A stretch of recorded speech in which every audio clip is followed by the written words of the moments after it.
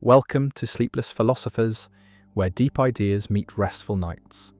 If you enjoy these journeys through philosophy, please like and subscribe and turn on notifications for daily uploads. To support the channel, consider leaving a super thanks. Any amount helps us continue creating content. You can also become a member to request video topics. We're not monetized, so your support truly makes the difference. Now let the philosophy begin. The split brain paradox. When one person becomes two, a patient suffers from severe epilepsy, seizures that cannot be controlled by medication, seizures that spread across the brain causing disability and danger. And as a last resort, surgeons perform a procedure called corpus callosotomy, severing the corpus callosum, the massive bundle of nerve fibers that connects the left and right hemispheres of the brain. And this procedure prevents seizures from spreading, confines them to one hemisphere, and after surgery the patient seems normal, speaks and acts as before, personality intact, memories preserved, and casual observation reveals no deficit. But careful testing reveals something extraordinary, something deeply strange. The two hemispheres have been separated, are processing information independently, are operating as two separate cognitive systems. And in certain experimental conditions, the hemispheres appear to have different perceptions, different knowledge, different intentions, and the patient, who was one person with one unified consciousness, before surgery now seems to be two persons, two separate centers of awareness inhabiting a single body, and this is the split brain paradox, a puzzle about personal identity, about the unity of consciousness, about whether consciousness is divisible, and about what counts as a person, and the phenomenon, discovered and studied extensively by Roger Sperry and Michael Gazzaniga, challenges our assumptions about the self, about the unity of the mind, and about whether consciousness is necessarily singular or could be plural within a single brain. Imagine the split brain setup. The patient sits before a screen, and images are flashed briefly to either the left or right visual field. And because of how vision is organized, the left visual field projects to the right hemisphere and the right visual field to the left hemisphere. And normally, the hemispheres communicate through the corpus callosum, sharing information. But in split brain patients, this communication is severed, and information presented to one hemisphere is not available to the other, and the left hemisphere, which controls language, can report what it sees. But the right hemisphere, which typically lacks language, cannot speak. And this creates dissociations, cases where the person can verbally report seeing something flash to the right visual field, processed by the left hemisphere, but denies seeing anything flash to the left visual field, processed by the right hemisphere, and yet the right hemisphere clearly saw the stimulus. Because when asked to point with the left hand, controlled by the right hemisphere, the patient points accurately, and so the patient both saw and did not see, both knows and does not know, depending on which hemisphere is asked. And the unity of consciousness seems to break down, seems to split into two separate streams. The paradox becomes even more dramatic in cases of conflicting intentions, where experimenters present different instructions to each hemisphere, and the left hand, controlled by the right hemisphere, performs one action while the right hand, controlled by the left hemisphere, performs another, and sometimes the hands conflict. One hand buttoning a shirt while the other unbuttons it, one hand reaching for an object while the other pushes it away, and the patient reports frustration, reports feeling as if the left hand has a mind of its own, is acting independently, and the verbal left hemisphere confabulates explanations, invents reasons for the left hand's actions, reasons that are false because the left hemisphere does not know what the right hemisphere is doing, does not have access to its intentions. And these cases suggest that split brain patients are not one person, but two persons. Two separate conscious agents inhabiting one body, each with their own perceptions, their own knowledge, their own goals, and the philosophical question is whether this is correct. Whether splitting the brain splits the person, whether consciousness is divisible, whether personal identity can survive such division. Visualize consciousness before and after the surgery. Before surgery, there is one unified consciousness, one stream of awareness, experiences from both hemispheres integrated, and after surgery, this unity is broken. Each hemisphere processes information separately, and the question is whether there are now two consciousnesses, two subjects of experience, or whether there is still one consciousness that has become disconnected from some information, and different philosophers give different answers. Some argue that split brain patients become two persons, that severing the corpus callosum creates two centers of consciousness where there was one, and others argue that the patient remains one person, but with a divided consciousness, a consciousness that is no longer unified.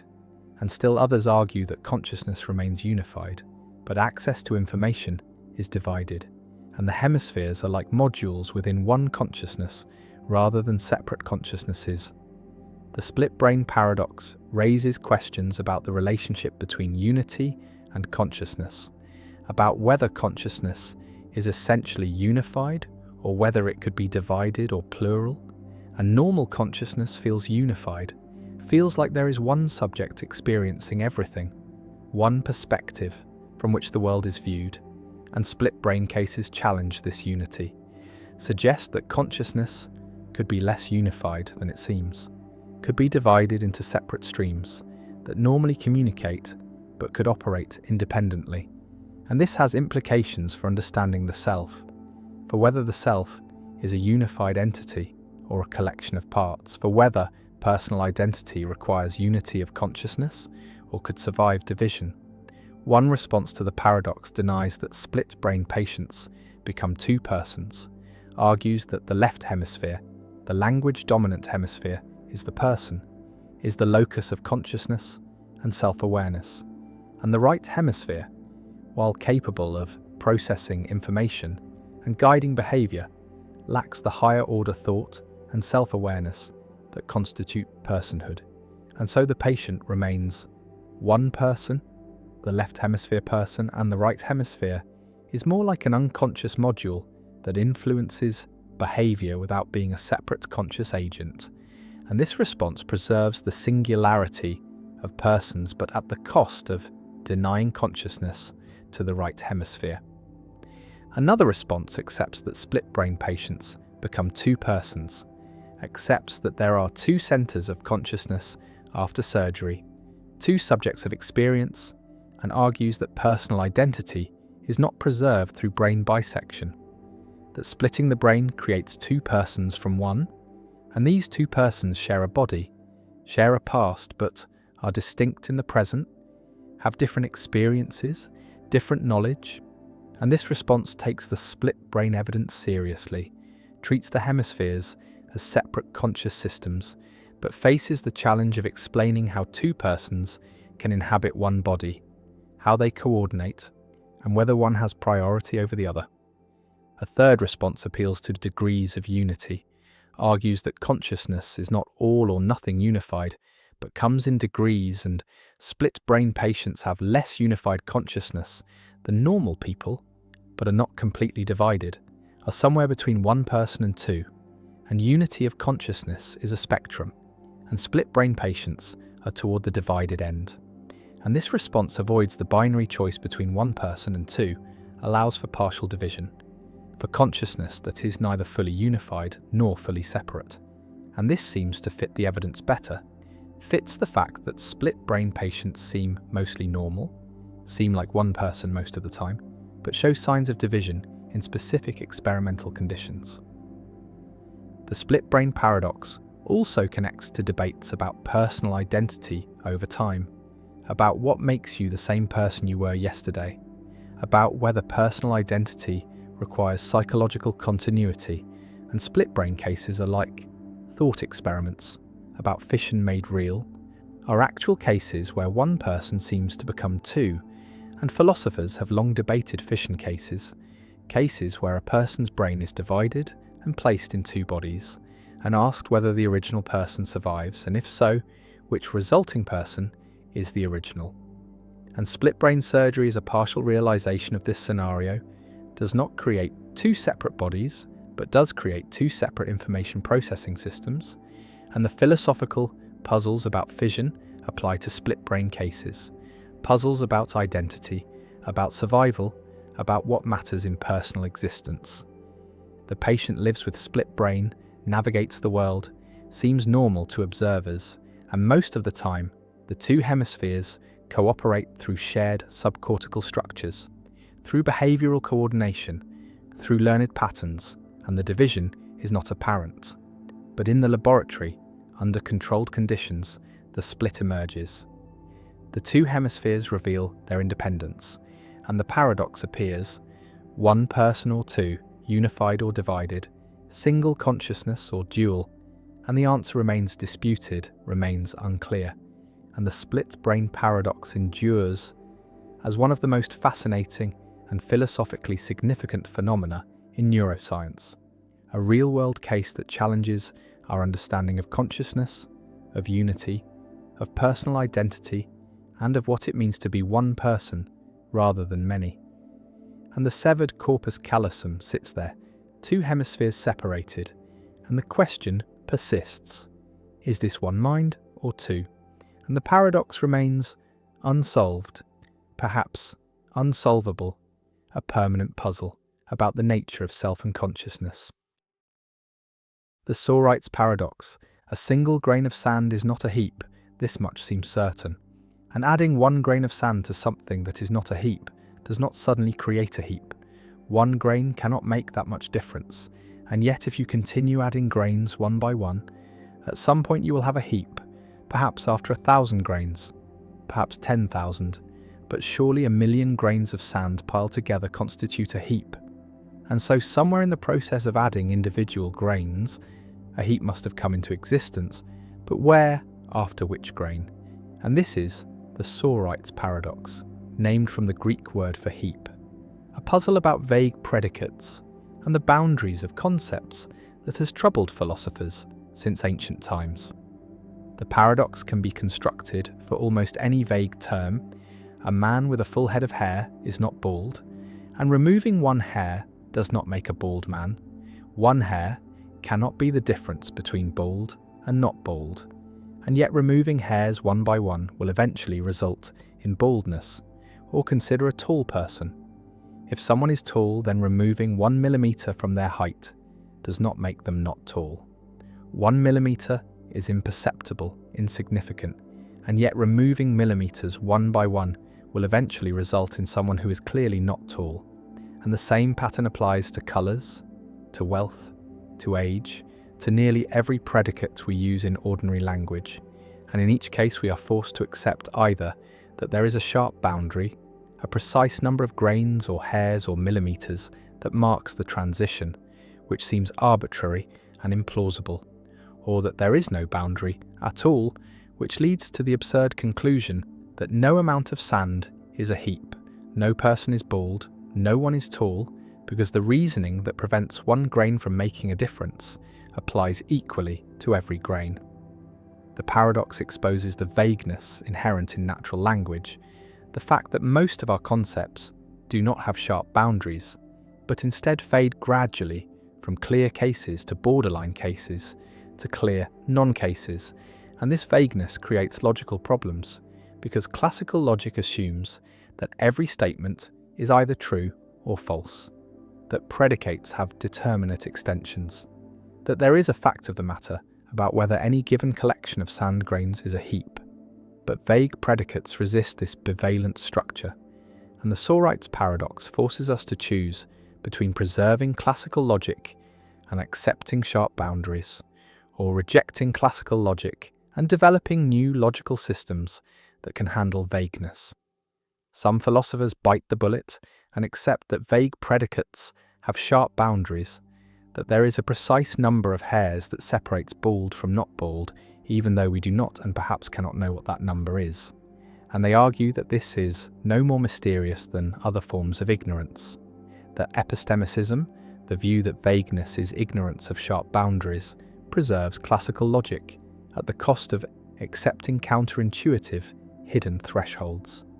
Others reject sharp boundaries and embrace many-valued logic or fuzzy logic, systems where statements can be partially true, where being a heap admits of degrees, where a collection of grains can be somewhat a heap, more of a heap than another collection, but less of a heap than a third, and truth values range continuously from 0 to 1, rather than being restricted to true and false.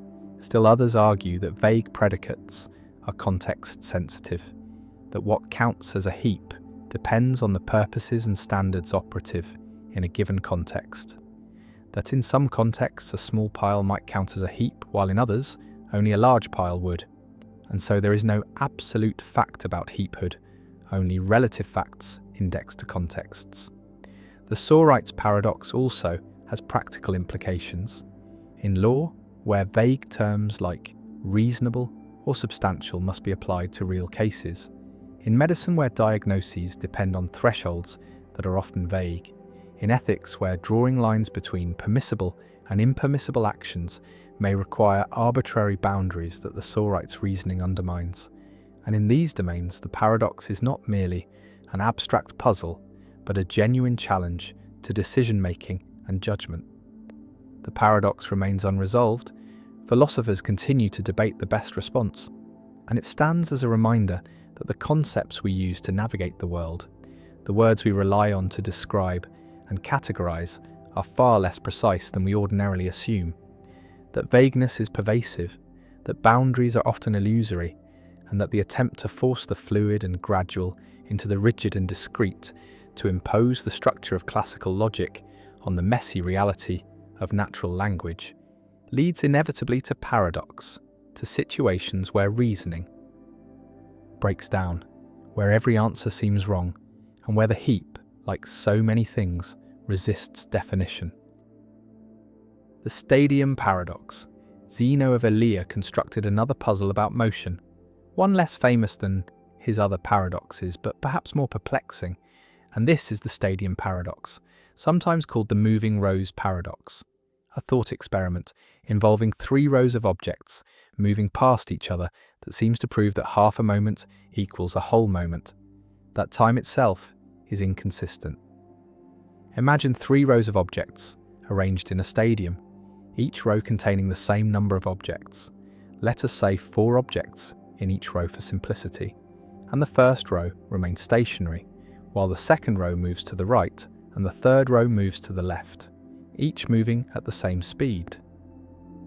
At the starting moment, the rows are aligned, but after 1 unit of time, the second row has moved 1 position to the right and the third row has moved 1 position to the left. And here is where the paradox emerges. From the perspective of the stationary first row, each moving row has passed 1 object, but from the perspective of the second row moving right, the third row moving left has passed 2 objects. Because the relative motion between the second and third rows is twice as fast as the motion of either row relative to the stationary row. Zeno argued that this leads to a contradiction, because if the smallest unit of time is the time it takes for one object to pass another, then relative to the first row, 1 unit of time has passed, but relative to the second row, 2 units of time have passed, as measured by how many objects of the third row have gone by. And so the same interval is both 1 unit and 2 units, half of itself and equal to itself, and time becomes incoherent.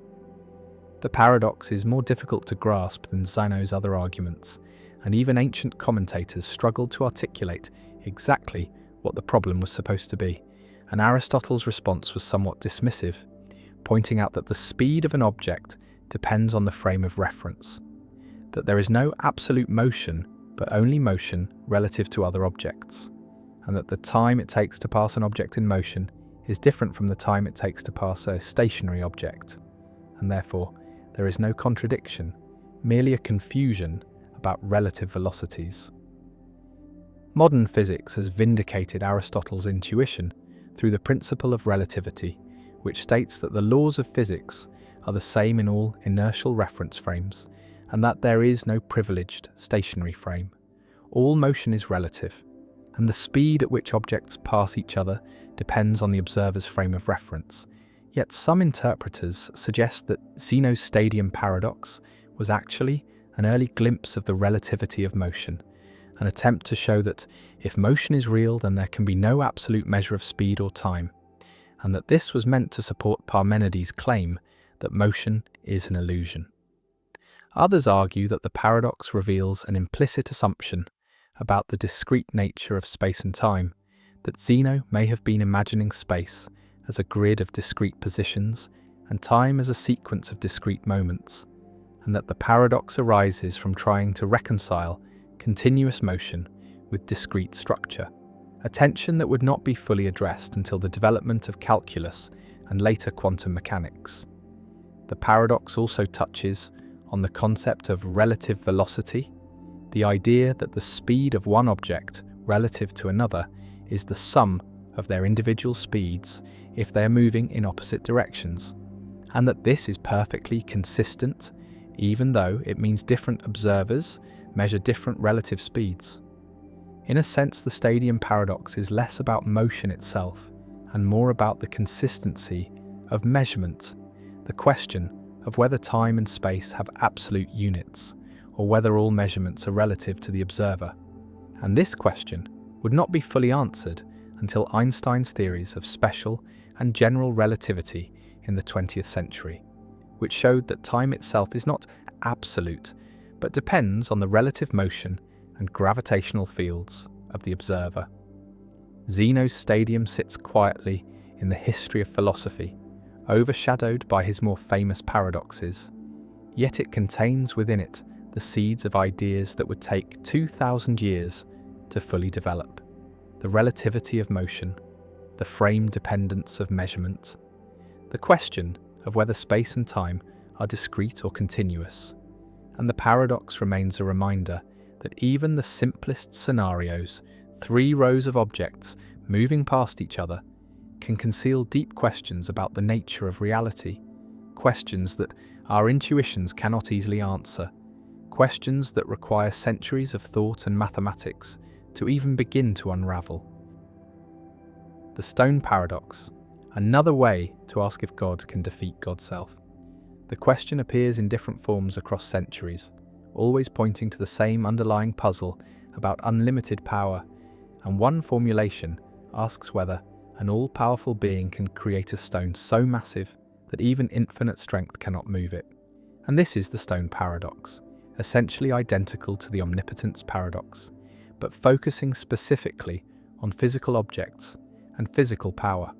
And the logic is the same. Either the being can create the unmovable stone, which means there is something the being cannot do, namely move the stone, or the being cannot create the unmovable stone, which means there is something the being cannot create, and in both cases the being's power has limits. And the concept of all-powerful collapses, and this formulation emphasizes the physical, intuitive aspect of the puzzle, makes it concrete, gives it visual force, because we can imagine trying to lift a stone, imagine straining against weight, and the idea of a stone too heavy for even infinite strength captures the paradox in a visceral way that abstract formulations about logical possibility sometimes miss. Imagine the stone, vast beyond imagining, extending across space, dense with compressed matter, so heavy that it curves space-time around itself, creates gravitational wells, warps reality by its mere presence, and the being approaches, grasps the stone, applies force, and the stone does not move, remains fixed in space, immovable. And this defeat, this failure, seems to show that the being is not all-powerful, and yet the being created this stone, shaped it specifically to be unmovable. And if the being can create such a stone, then the being has a power that contradicts itself, a power to create constraints that the power itself cannot overcome. And this self-defeating power seems incoherent, seems to be no power at all. And so we are driven back to the conclusion that creating such a stone is impossible, but then the being cannot create everything imaginable, cannot create every physical object, and again, the being is not all-powerful. The stone paradox is sometimes presented as a reductio ad absurdum of the concept of omnipotence, an argument that shows omnipotence is logically impossible, that no being could have unlimited power, that power must have limits, and if omnipotence is impossible, then no being is omnipotent, not even God. And this conclusion challenges traditional theology, challenges the claim that God is all-powerful, and requires either rejecting omnipotence as a divine attribute or redefining it in a way that avoids the paradox. And theologians have generally chosen the second option, have argued that omnipotence does not mean literally unlimited power, but rather maximal power consistent with logical coherence. And this means God can do anything that is logically possible, but not things that involve contradictions. And creating an unmovable stone that one can then move is a contradiction. And so God's inability to do it is not a limitation, but a reflection of logical necessity. The stone paradox also has variants involving self-limitation, questions about whether God can limit God's own power, can voluntarily give up omnipotence, can create a situation where God is no longer all-powerful. And these questions are theologically interesting because they relate to the incarnation, to the Christian claim that God became human in Christ. And being human involves limitations, involves not being omnipotent, and so did God limit divine power when becoming incarnate? And if so, does this mean God is no longer omnipotent? And if God can limit divine power, does this show that God is not essentially omnipotent? And these questions have generated extensive theological debate about the relationship between Christ's human nature and divine nature, about whether limitations apply to God as a whole or only to the human aspect. And the stone paradox in these variants touches on central mysteries of Christology and Trinitarian theology. The paradox can also be understood as a question about necessity and possibility, about whether there are constraints that even an all-powerful being must respect. And the response that God cannot do logically impossible things is a claim that logical necessity is more fundamental than power, that even God cannot violate logic. And this has implications for metaphysics, for the question of what grounds logical truths, whether they are independent of God or created by God. And if they are independent, then there is something God does not control, something that limits divine sovereignty. And if they are created by God, then the claim that God cannot violate logic becomes the claim that God cannot do what God has decided is impossible. And this seems to restore divine sovereignty, but raises questions about whether God could have made different logical truths, could have made contradictions possible. And these questions push the limits of coherent thought. Some philosophers have argued that the stone paradox shows that power itself is incoherent as an unlimited concept, that just as there cannot be a largest possible number, because any number can be exceeded by adding one, there cannot be an unlimited power, because any supposed unlimited power can be challenged by asking whether it can create a limit to itself. And this suggests that power is always relational, always defined relative to tasks and capacities. And the idea of absolute power, power not relative to anything, is an illusion, a category mistake. And so the paradox does not refute the existence of very powerful beings, does not show that God cannot be maximally powerful within the constraints of coherence, but it does show that certain formulations of omnipotence, certain claims about unlimited power, are not logically tenable. The stone sits in conceptual space, hypothetical and impossible, and the being stands before it, and the question hangs: can the stone be created? Can it be moved? And the answer shapes theology, shapes metaphysics, shapes our understanding of what power is and what limits even ultimate power must respect. And the stone paradox remains a vivid, concrete formulation of deep abstract questions about possibility, coherence, and the boundaries of divine ability. And it stands alongside the omnipotence paradox as a permanent challenge to simplistic claims about unlimited power.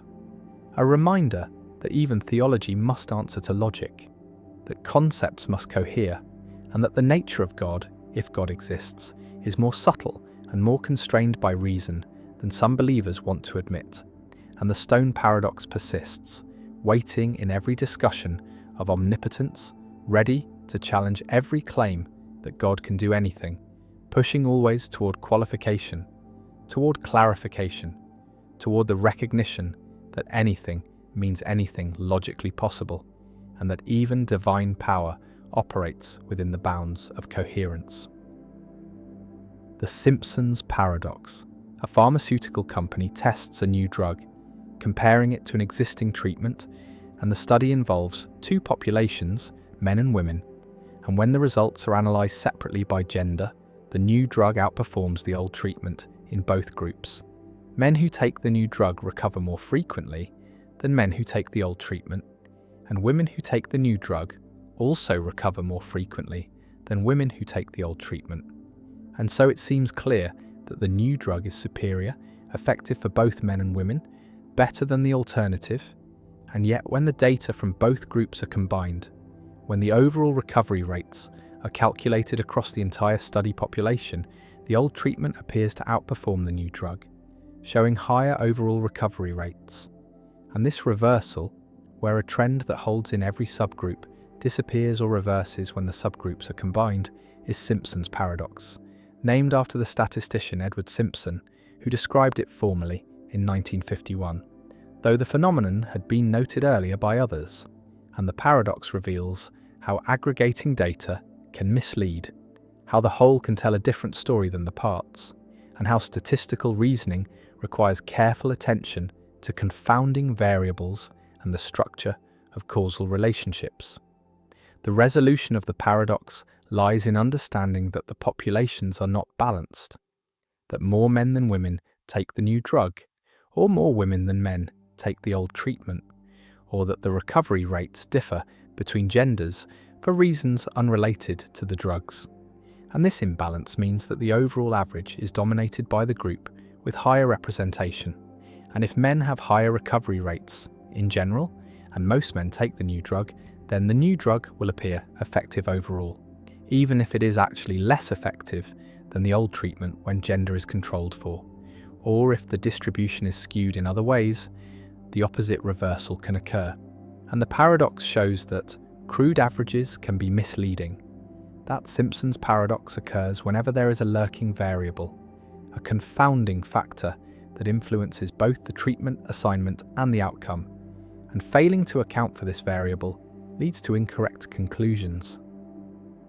Consider a simpler example involving college admissions. Suppose a university has two departments, and Department A admits 70% of applicants, while Department B admits 30%.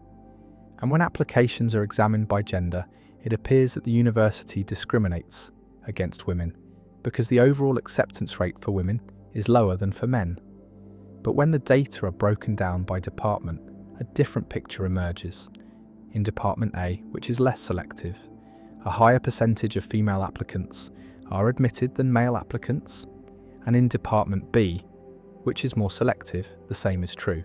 Women are admitted at higher rates than men in both departments, and the overall appearance of discrimination arises because more women apply to Department B, which has a lower acceptance rate, while more men apply to Department A, which has a higher acceptance rate. And so even though women are favoured in both departments, they appear disfavoured overall. And this is Simpson's paradox. The confounding variable is the choice of department, which correlates with both gender and acceptance rate. And ignoring this variable produces a misleading aggregate statistic. The paradox has profound implications for how we interpret statistical data, for medical research where treatment effects can appear or disappear depending on how data are aggregated, for social science where trends in subgroups can reverse when combined, for legal cases where evidence of discrimination or bias can seem to vanish or appear depending on how populations are divided. And the paradox shows that there is no neutral or objective way to report statistics, that the choice of whether to aggregate or disaggregate, whether to control for certain variables or not, is a substantive decision that affects what conclusions can be drawn, and this decision should be guided by causal understanding, by knowledge of which variables are confounders and which are mediators. And this knowledge cannot be derived from the statistics alone, but requires background theory, domain expertise, and careful thinking about causal structure. Simpson's paradox also raises questions about the nature of causation and the relationship between correlation and causation, because the paradox shows that correlations can reverse when additional variables are considered, that associations in data are sensitive to what is held constant and what is allowed to vary, and this means that identifying causal relationships from observational data is more difficult than it might seem, that confounders must be identified and controlled for, that causal inference requires not just statistical analysis but causal modelling, the specification of hypotheses about how variables influence each other. And the paradox is one reason why randomized controlled trials are considered the gold standard for establishing causation, because randomization ensures that treatment assignment is independent of confounding variables, breaking the associations that generate Simpson's paradox. The paradox appears in many real-world contexts. In sports statistics, where a player can have a better batting average than another player in every season, yet a worse average over their entire career, because they played different numbers of games in different seasons. In economic data, where wages can increase for every demographic group, yet average wages can decrease overall, because the composition of the workforce shifts toward lower wage groups. In epidemiology, where a treatment can appear harmful overall, yet beneficial in every subgroup, because sicker patients are more likely to receive the treatment, and in each case the paradox reveals the danger of naive data interpretation, the risk of drawing conclusions from aggregate statistics without understanding the underlying structure.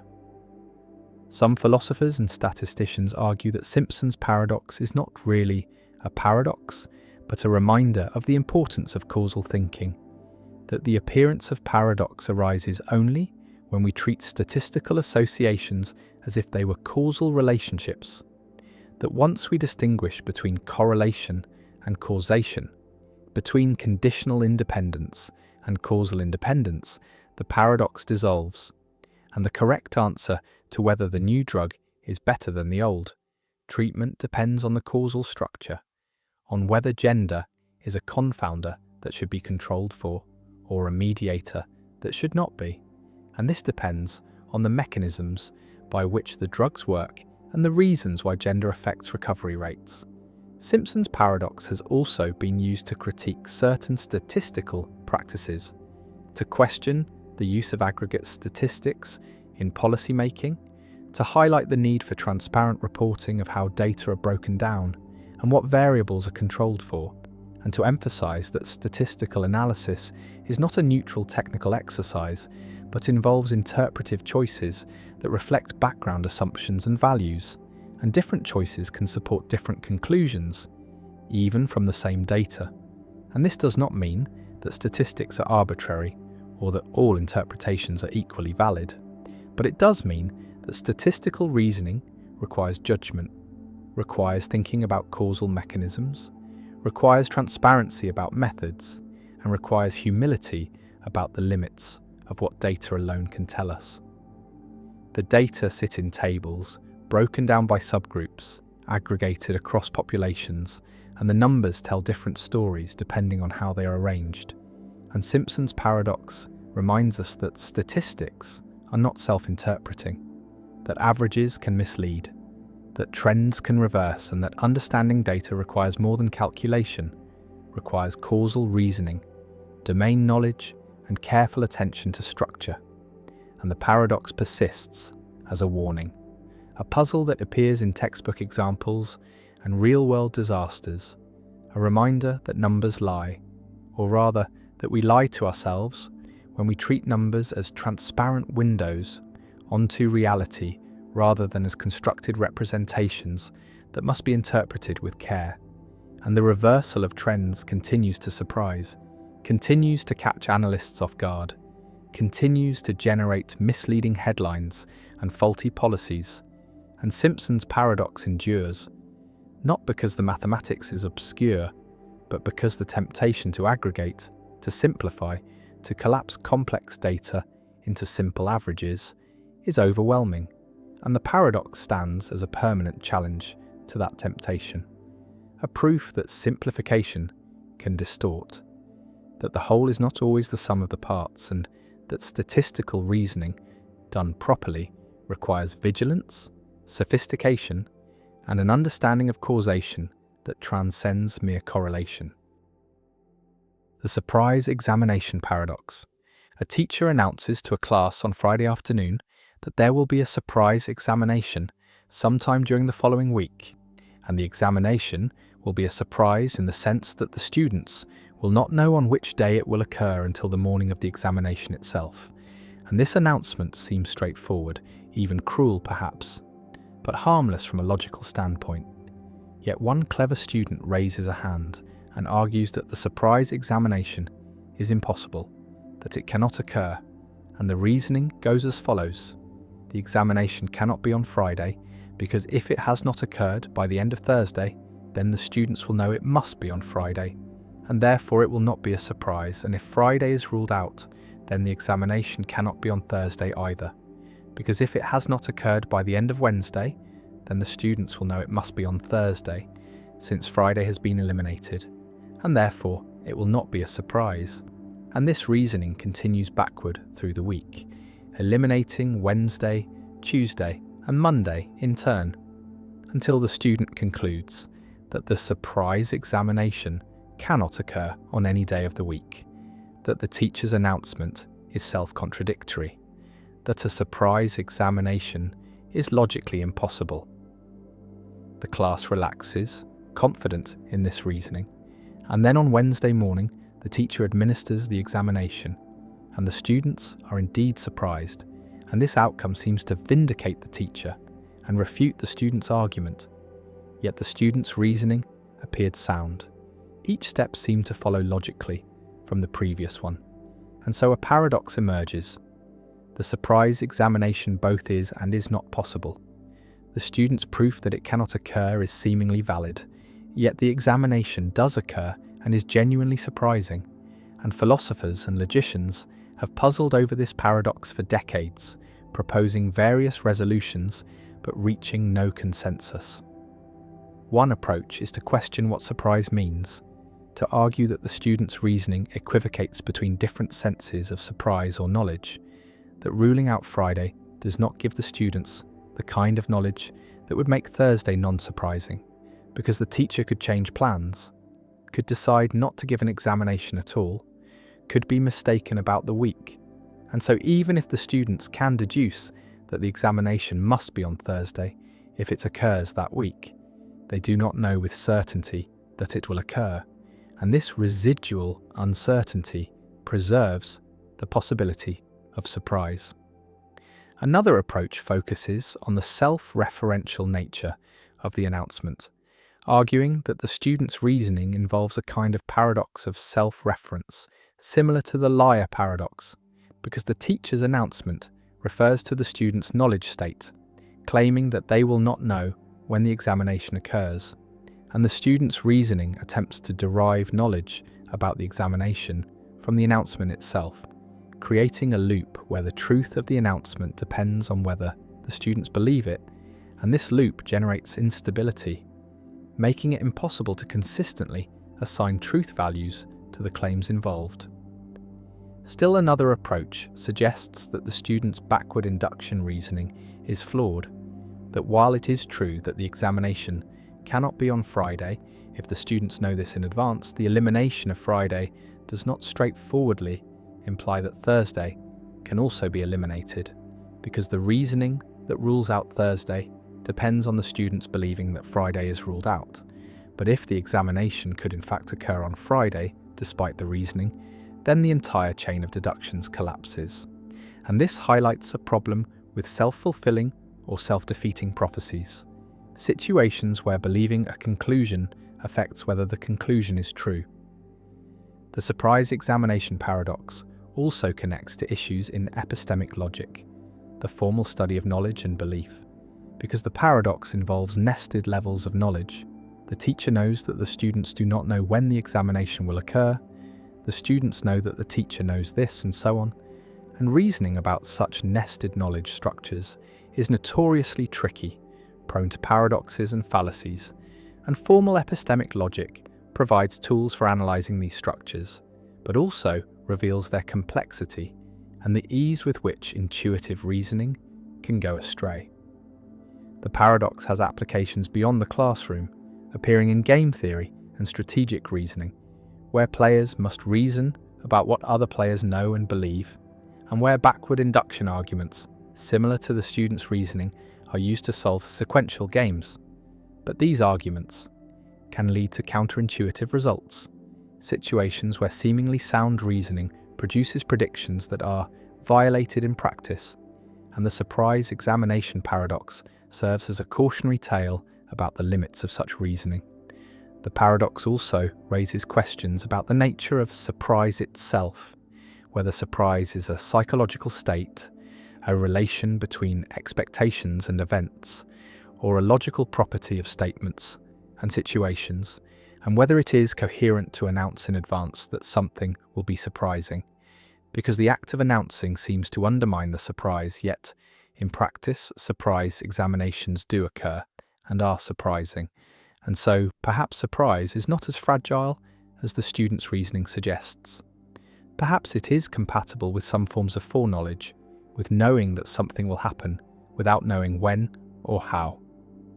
The teacher's announcement, the student's reasoning, and the actual occurrence of the examination on Wednesday form a triangle of tension, each element seemingly incompatible with the others, yet all actually occurring, and the paradox remains unresolved, a puzzle that continues to generate papers and debates, a simple scenario that conceals deep issues about knowledge, belief, time, and the logic of self-reference.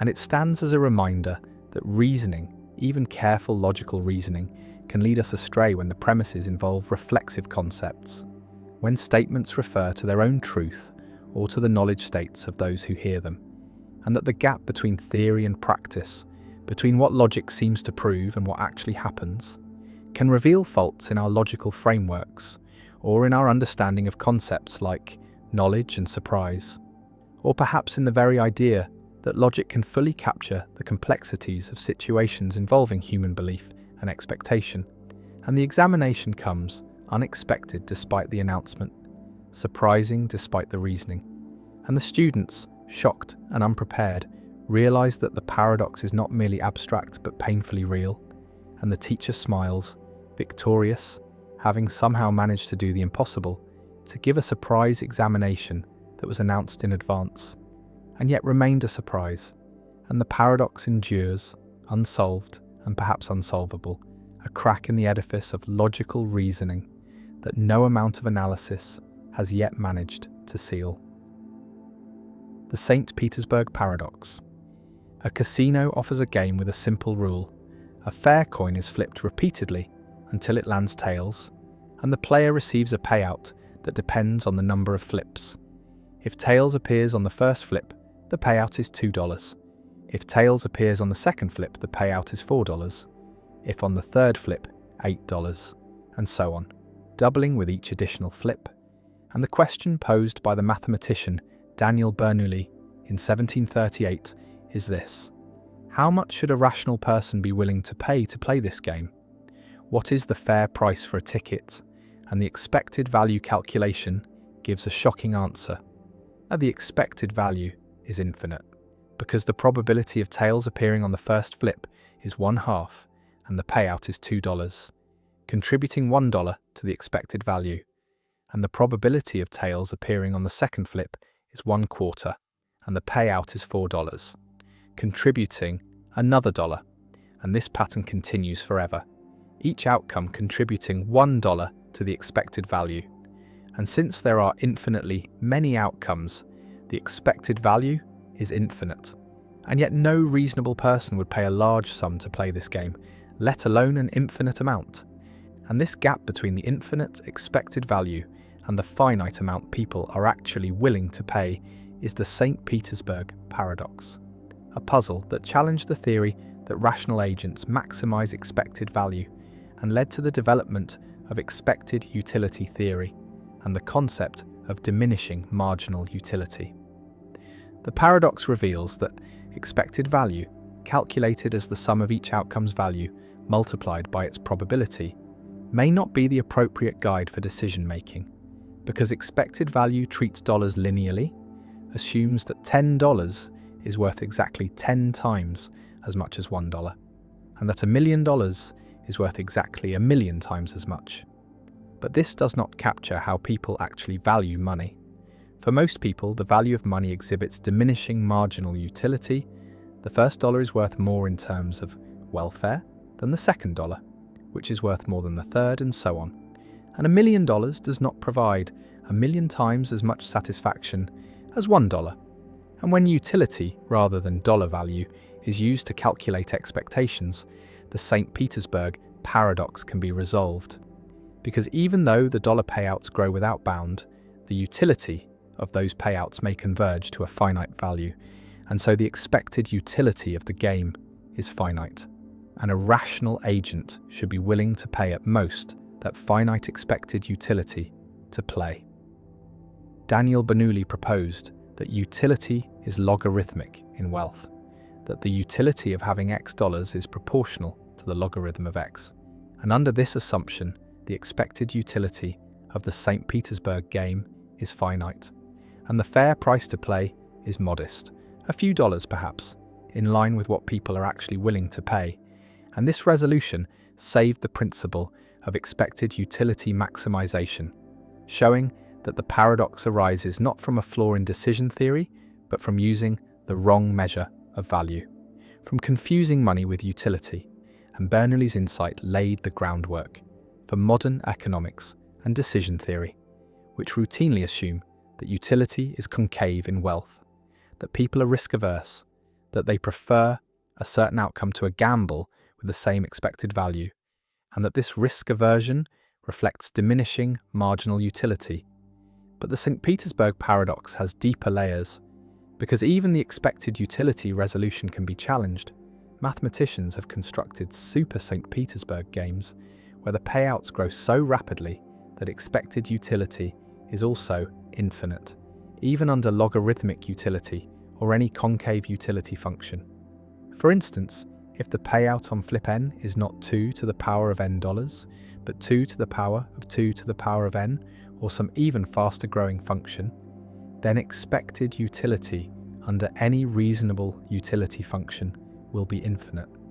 And so the paradox reappears, and this suggests that the problem is not merely about the choice of value function, but about how to handle infinite or unbounded expectations.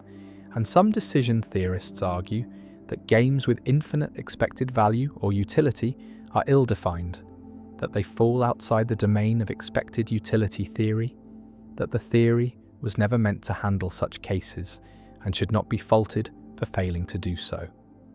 Others propose alternative decision theories, bounded utility functions where utility approaches a maximum, as wealth increases so that no payout, however large, has infinite utility, and under such functions, all expected utilities are finite. And the paradox is avoided, or they propose maximum principles where the agent focuses on the worst possible outcome, or they appeal to considerations of probability and belief, arguing that rational agents should not assign positive probability to arbitrarily unlikely events, that there is some threshold below which probabilities are treated as zero, and this truncation of the probability distribution renders expected values finite. The paradox also raises questions about the feasibility of the game, because no casino could actually pay out arbitrarily large sums.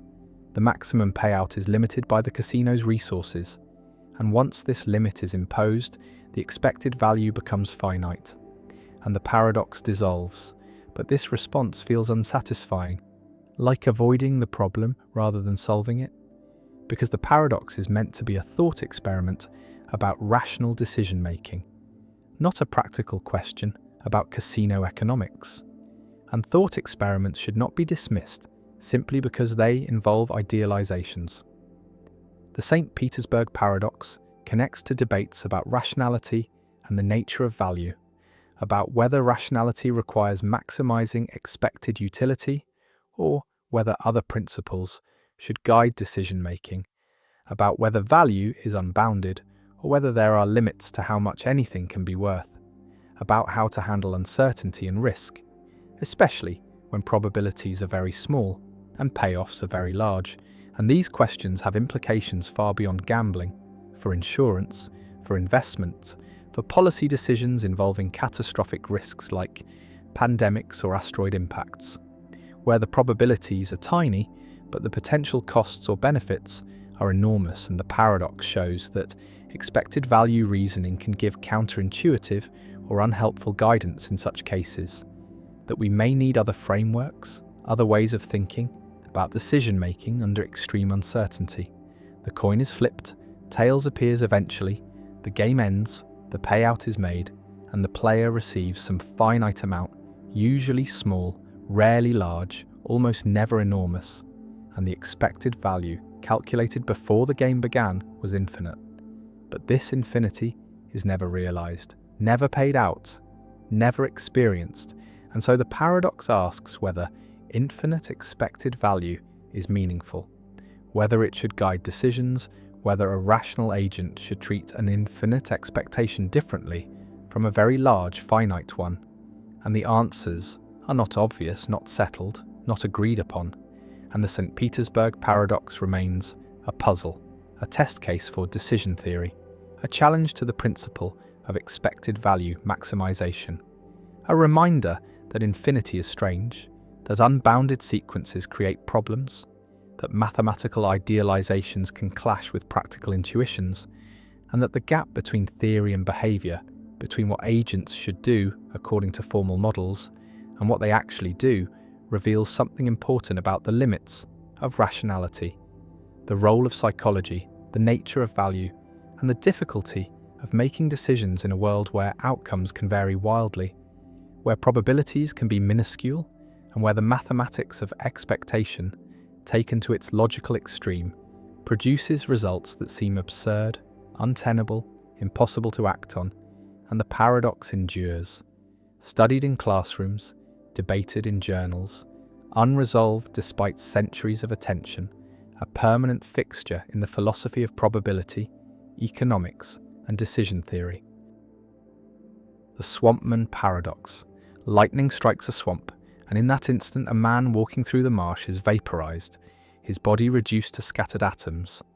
And by an extraordinary coincidence, the same lightning strike rearranges nearby organic matter into an exact duplicate of the man, molecule for molecule, synapse for synapse, every memory and personality trait perfectly replicated by chance.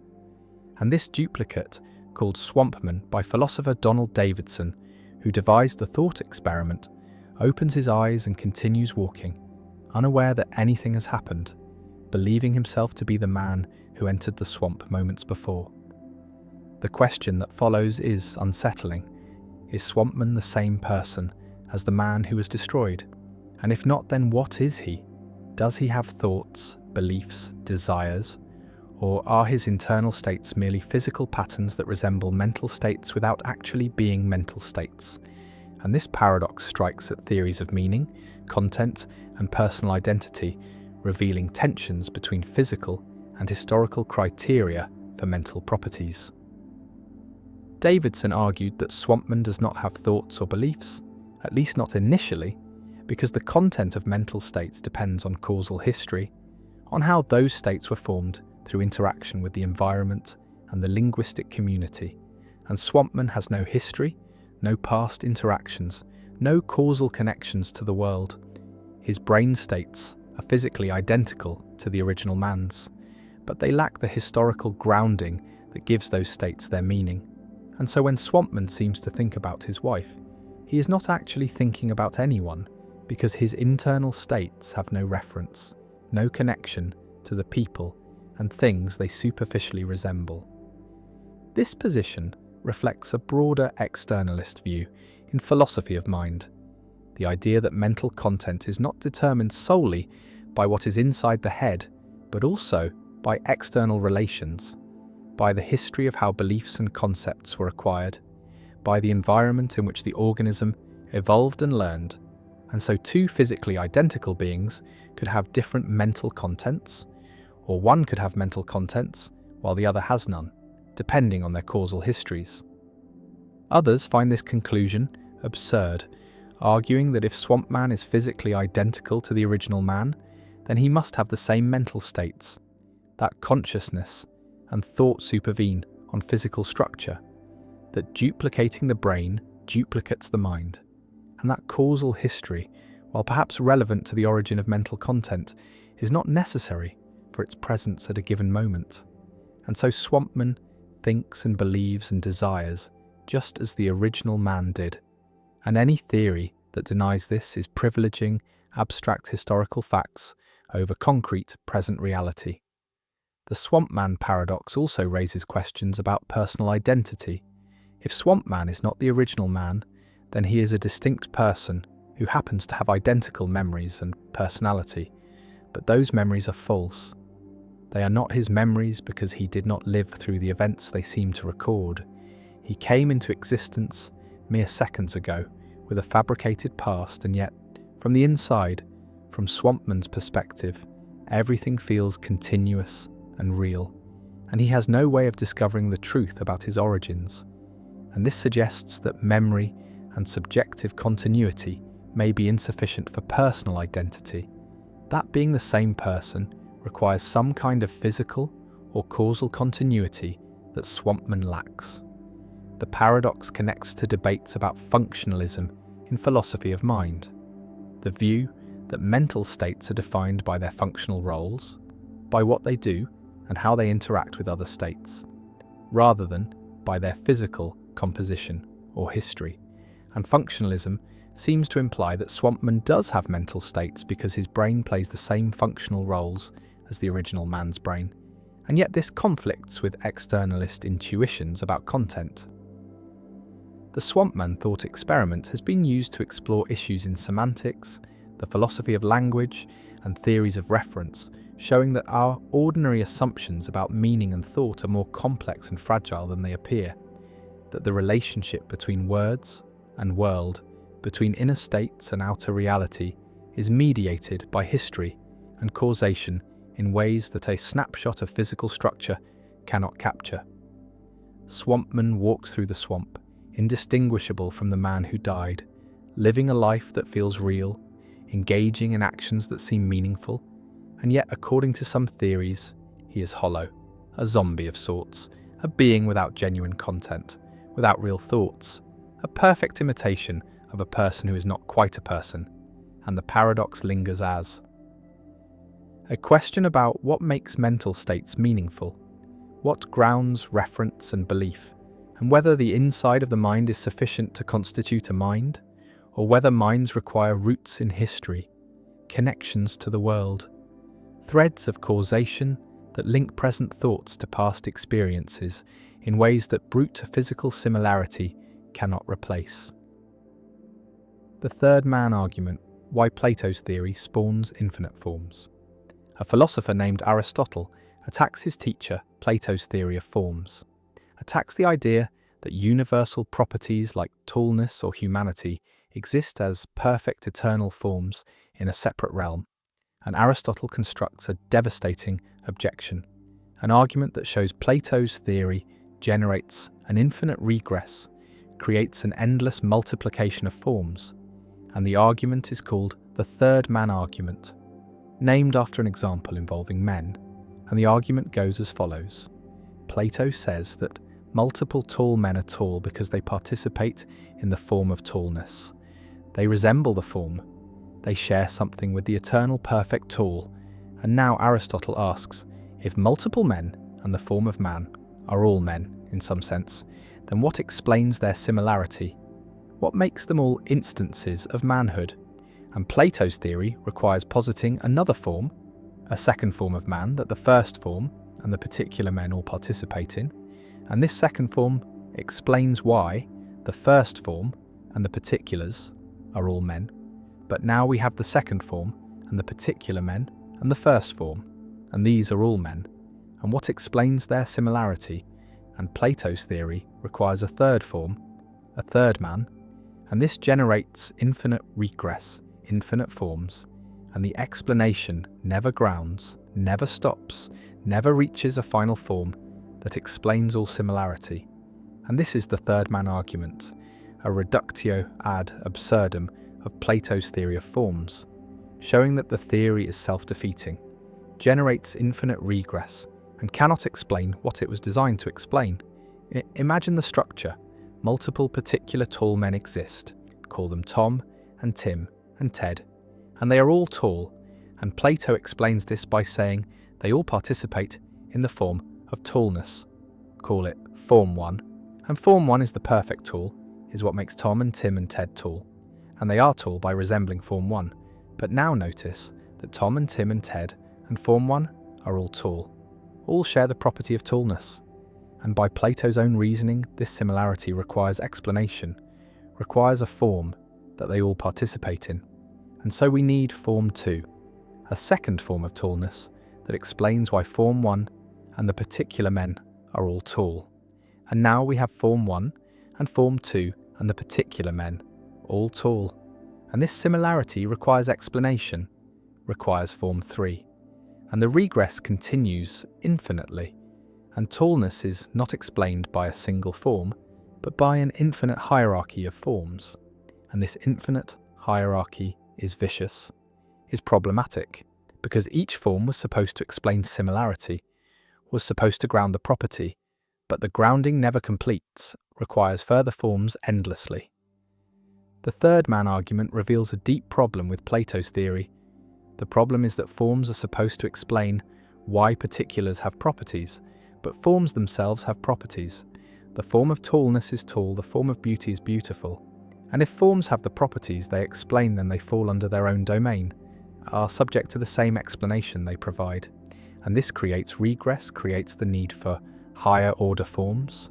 And the regress is vicious because it undermines the explanatory role of forms, shows that forms do not actually explain anything, do not provide ultimate ground, and Aristotle uses this argument to reject Plato's separate forms, to argue that forms must exist in particulars, not in a separate realm, and that resemblance is primitive, not explained by participation in forms. Visualize the regress as a ladder. At the bottom are particular tall men. At the next rung is Form 1 that explains their tallness. At the next rung is Form 2 that explains why Form 1 and the men are all tall. At the next rung is Form 3, and the ladder extends infinitely upward, never reaching a final rung, never grounding the explanation. And climbing the ladder does not bring us closer to understanding tallness, only pushes the question higher. And the third man argument shows that Plato's theory is a ladder to nowhere, is an explanatory structure that generates infinite regress rather than providing genuine explanation. One response to the third man argument, a response Plato himself may have considered, denies that forms have the properties they explain, denies that the form of tallness is itself tall, argues that forms are paradigms, are perfect standards, but do not instantiate the properties they ground. And the form of tallness is not tall, but is what tallness is the nature of tallness. And particulars are tall by resembling the form, but the form does not resemble itself, does not participate in itself. And this blocks the regress because there is no need to explain why the form and the particulars are both tall. The form is not tall, and only particulars are tall, and the regress does not start. And this response requires distinguishing between being a property and instantiating a property, requires that forms be properties without having properties. And this is metaphysically subtle, requires careful formulation.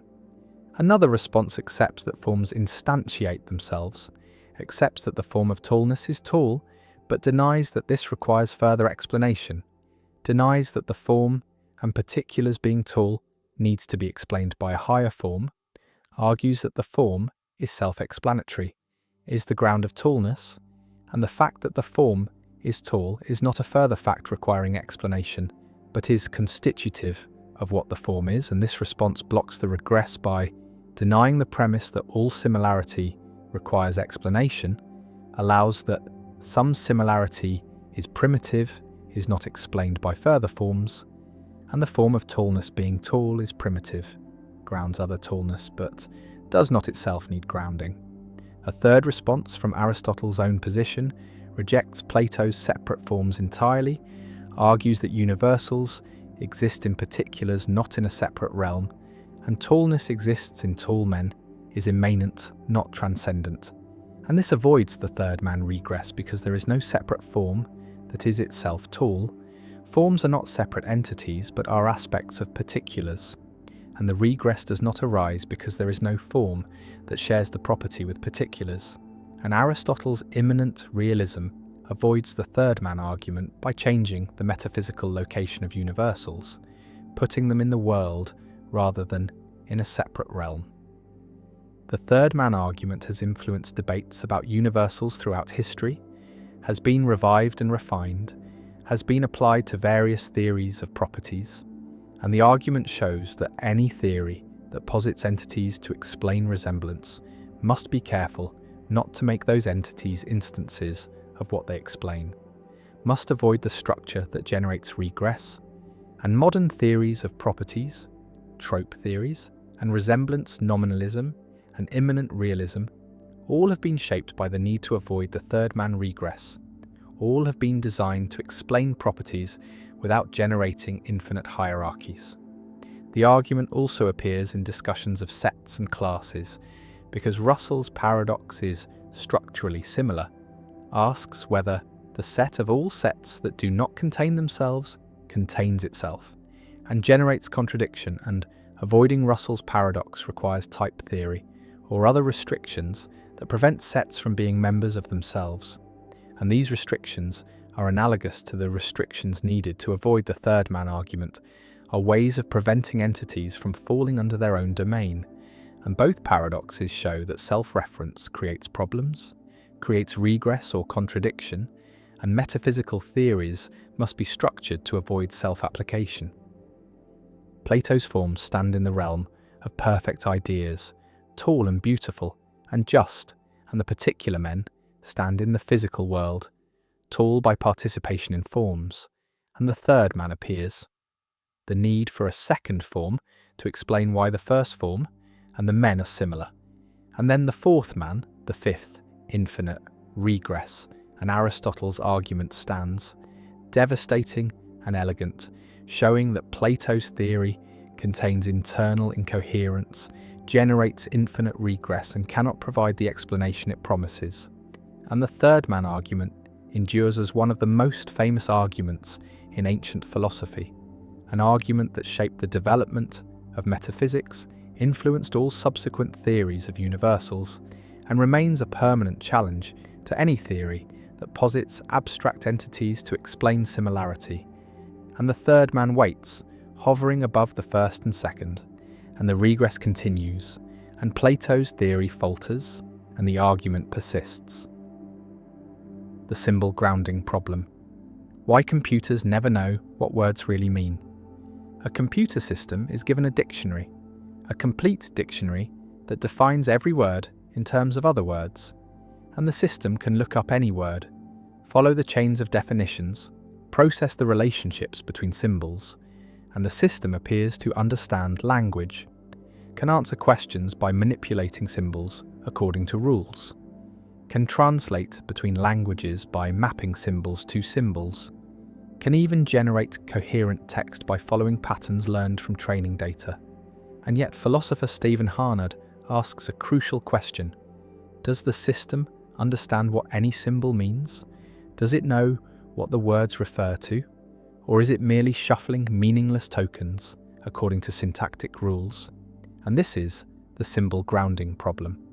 The question of how symbols, whether in computers or in minds, acquire meaning, how they connect to the world, how they come to be about something rather than being mere formal marks.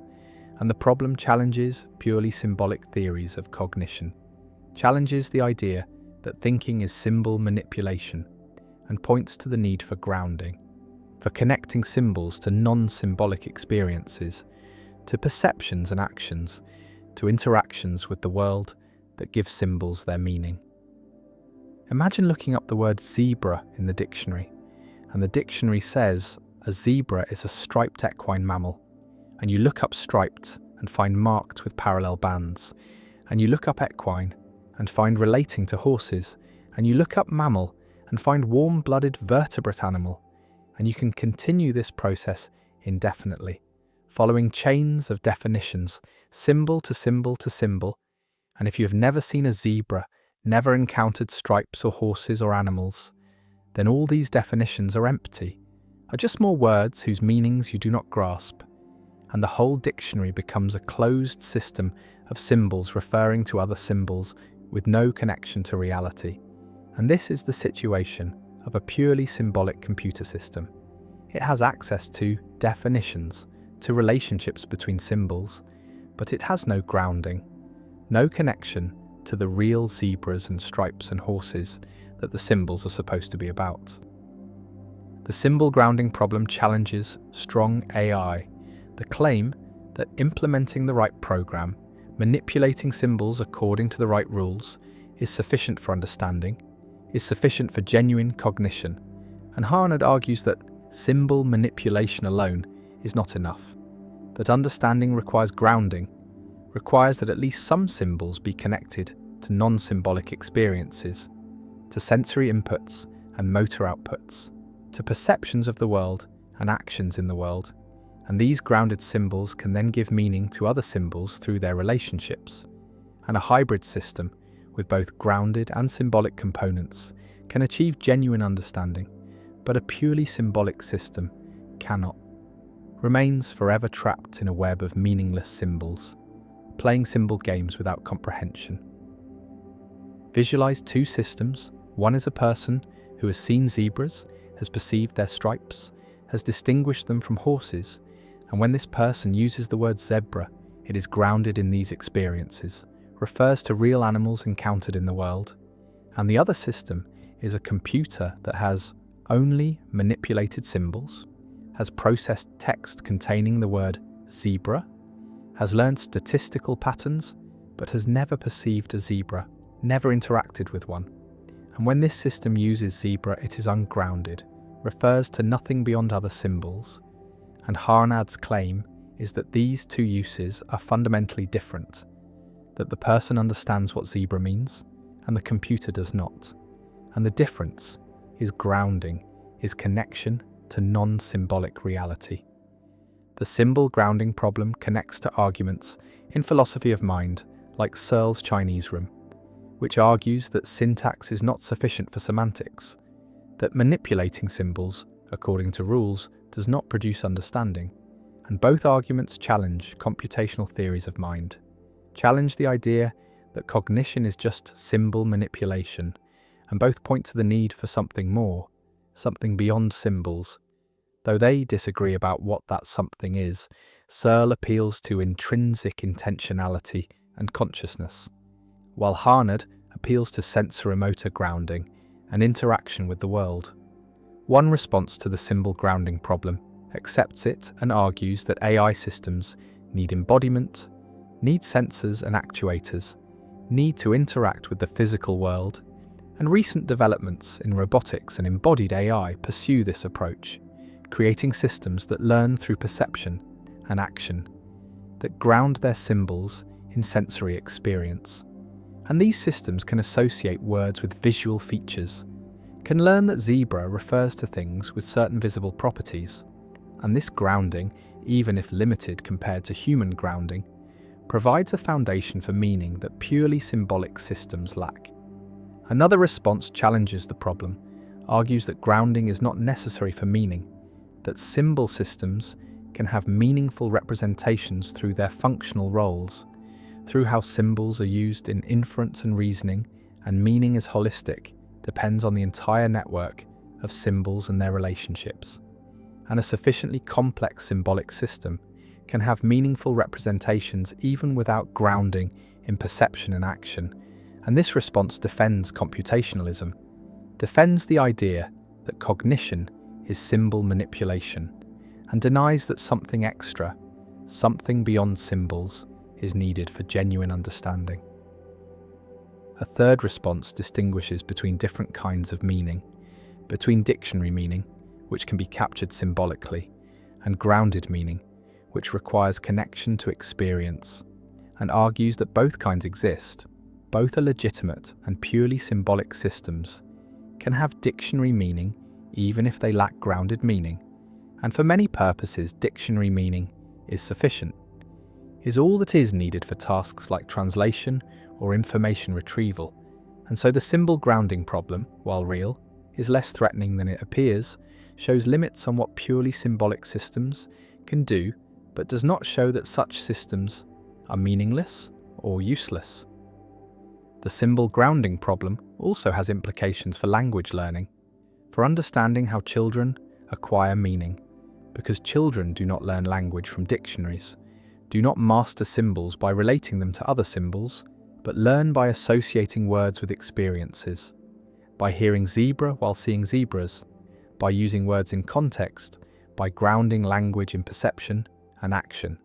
And this grounding happens early, provides a foundation of basic concepts, and more abstract concepts are built on this foundation through symbol-symbol relationships. And so human language combines grounding and symbolic structure, uses both perceptual and abstract meaning, and neither alone is sufficient. The computer processes text, generates responses, manipulates symbols with impressive fluency, and yet the question remains whether it understands anything, whether its symbols mean anything beyond their formal relationships, and Harnad's symbol grounding problem suggests not, suggests that without grounding in non-symbolic experience, the symbols are empty, are syntactic objects without semantic content. And the problem persists as a challenge to AI, as a question about what would be needed for machines to genuinely understand, whether symbol manipulation supplemented with machine learning is enough, or whether something else, something like embodied interaction with the world, is necessary. And the problem remains unresolved, remains debated, remains a permanent feature of discussions about AI and cognition, about meaning and understanding, about the relationship between symbols and what they represent. And the symbol grounding problem endures as a reminder that meaning is not just a matter of relationships between symbols, but requires connection to a non-symbolic ground, requires that symbols hook onto the world, requires that language touch reality, and whether computers can achieve this grounding, whether they can move beyond symbol manipulation to genuine understanding, remains one of the central questions in artificial intelligence and philosophy of mind. The tragedy of the commons, why shared resources destroy themselves. A village shares a common pasture, open to all herders, and each herder can graze their animals freely, can use the resource without restriction, and each herder reasons individually, calculates privately that adding one more animal to their herd brings them full benefit, brings them more milk and meat and wealth, while the cost of overgrazing is shared among all herders, is distributed across the community, and so each herder gains fully from expansion but pays only a fraction of the cost. And this asymmetry, this structure of incentives, drives each rational herder to add more animals, to maximize their individual benefit, and every herder reasons this way. Every herder expands their herd, and the commons becomes overgrazed, becomes depleted, becomes destroyed. And what was a productive shared resource becomes barren, becomes useless to everyone. And this is the tragedy of the commons, described by Garrett Hardin in 1968, a pattern where individually rational decisions lead to collective disaster, where the pursuit of self-interest in using shared resources results in the destruction of those resources, and the tragedy applies not just to grazing pastures, but to fisheries that are overfished, to aquifers that are depleted, to atmospheres that are polluted, to any shared resource where individual benefits are private but costs are collective, and the tragedy reveals a fundamental problem in resource management, shows that voluntary restraint is insufficient, shows that without collective governance, shared resources tend toward destruction, and solving the tragedy requires institutions, requires mechanisms that align individual incentives with collective sustainability. Imagine the herder's calculation more precisely.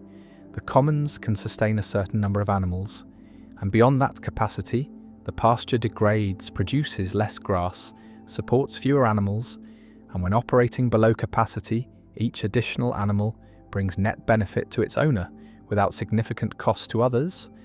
But when operating at or above capacity, each additional animal brings benefit to its owner while imposing costs on all herders through degradation.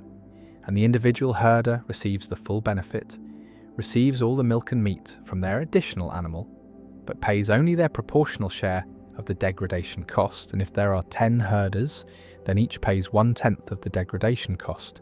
And so the individual benefit exceeds the individual cost, even when the collective cost exceeds the collective benefit. And this creates the incentive structure that drives the tragedy, that makes it individually rational to add animals even when doing so harms the collective. And every herder faces this incentive. Every herder adds animals, and the commons collapses under the weight of rational individual decisions. The tragedy of the commons demonstrates the difference between individual and collective rationality, shows that actions can be rational from an individual perspective, while being disastrous from a collective perspective. And this divergence is the core of the tragedy, is what makes the situation tragic rather than merely unfortunate.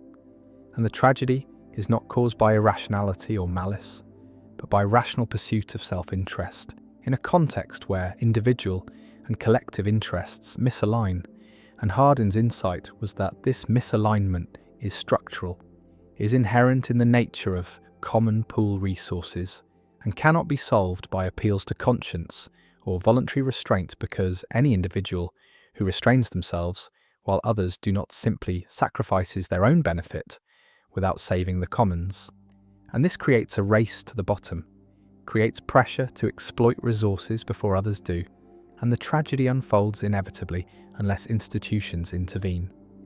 Visualize the tragedy as a multiplayer prisoner's dilemma, where each individual faces the choice between restraint, limiting their use of the commons for collective benefit, or exploitation, maximizing their individual use at collective cost. And exploitation dominates restraint, because regardless of what others do, you are better off exploiting. If others restrain themselves, you benefit from the preserved commons while taking more than your share. And if others exploit, then the commons is doomed anyway, and restraint only makes you worse off relative to others. And so everyone exploits. Everyone takes more than sustainable, and the commons is destroyed. And this structure shows that the tragedy is a coordination problem, is a failure to achieve collective action, and solving it requires changing the incentive structure, requires making restraint individually rational. And this can be achieved through various mechanisms, through private property that internalizes costs, through regulation that enforces limits, through community management that creates monitoring and sanctions, through taxation that makes exploitation costly. One response to the tragedy is privatization, converting commons into private property, assigning ownership to individuals who then bear the full costs and benefits of their decisions. And private owners have incentive to manage sustainably, because degradation reduces the value of their property. And this aligns individual and collective interests, makes conservation individually rational. And historical examples exist of commons being enclosed, being divided into private parcels. And while enclosure solves the tragedy, it raises questions of justice, of how property is assigned, of what happens to those who lose access.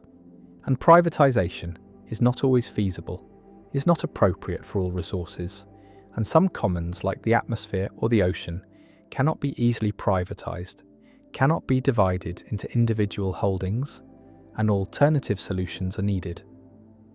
Another response is regulation, government intervention, that imposes limits on use, that enforces sustainable practices through monitoring and penalties, and regulation can solve the tragedy by making exploitation illegal, by removing the incentive to overuse, and examples include fishing quotas, emission limits, grazing restrictions, and regulations can be effective when enforcement is strong, when violations are detected and punished, but regulation faces challenges, requires accurate information about sustainable use levels, requires political will to enforce, requires resistance to lobbying from those who benefit from exploitation, and regulations can be captured, can be weakened or undermined, and the tragedy can re-emerge if enforcement fails.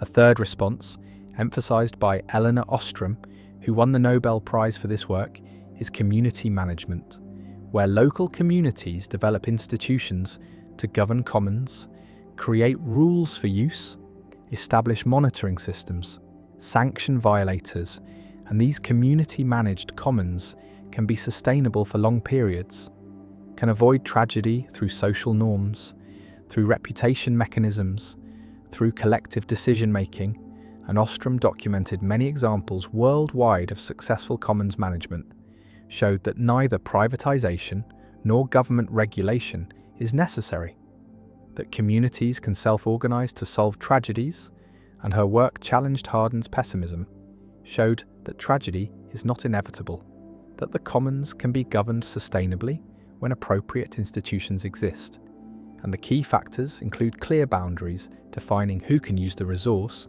rules matched to local conditions, participation in rule-making by those affected, monitoring by accountable monitors, graduated sanctions for violations, conflict resolution mechanisms, and recognition of rights to organize by external authorities. The tragedy also applies to global commons, to resources that transcend local or national boundaries. And climate change is the paradigmatic example. The atmosphere is a global commons, and each nation benefits from emitting greenhouse gases, benefits from economic activity that produces emissions, while the costs of climate change are distributed globally, are borne by all nations. And this creates the tragedy structure, makes it individually rational for each nation to emit even when collective emissions drive catastrophic change. And solving this global tragedy requires international cooperation, requires agreements that bind nations to reduce emissions, requires mechanisms for enforcement and monitoring, and achieving such cooperation is extraordinarily difficult, requires overcoming free rider problems, requires building trust among nations with divergent interests, and the failure to adequately address climate change demonstrates the difficulty of solving tragedies at global scale, shows that the larger the commons and the more diverse the users, the harder it is to achieve collective governance. The tragedy also has temporal dimensions, affects intergenerational equity, because current overuse depletes resources for future generations, and future people cannot participate in current decisions, cannot bargain or negotiate, cannot protect their interests. And this creates an asymmetry where present benefits come at future costs, and market mechanisms and democratic processes are biased toward the present, give insufficient weight to future generations.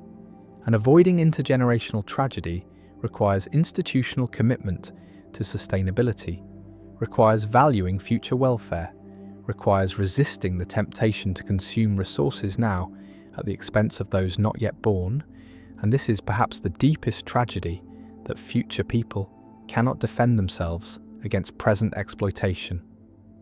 The commons continues to degrade, the herders continue to add animals, the pasture becomes barren, and the tragedy unfolds, driven by rational individual decisions, driven by the misalignment of individual and collective interests, and every herder suffers, loses their livelihood, destroys what sustained them, and the tragedy remains one of the most important concepts in environmental and resource economics, remains a framework for understanding why shared resources are vulnerable, why voluntary restraint is insufficient, why institutions matter, and the tragedy applies to fisheries emptied, to aquifers drained, to forests cleared, to atmospheres polluted, and avoiding tragedy requires collective action, requires governance that aligns incentives, requires institutions that make sustainability individually rational.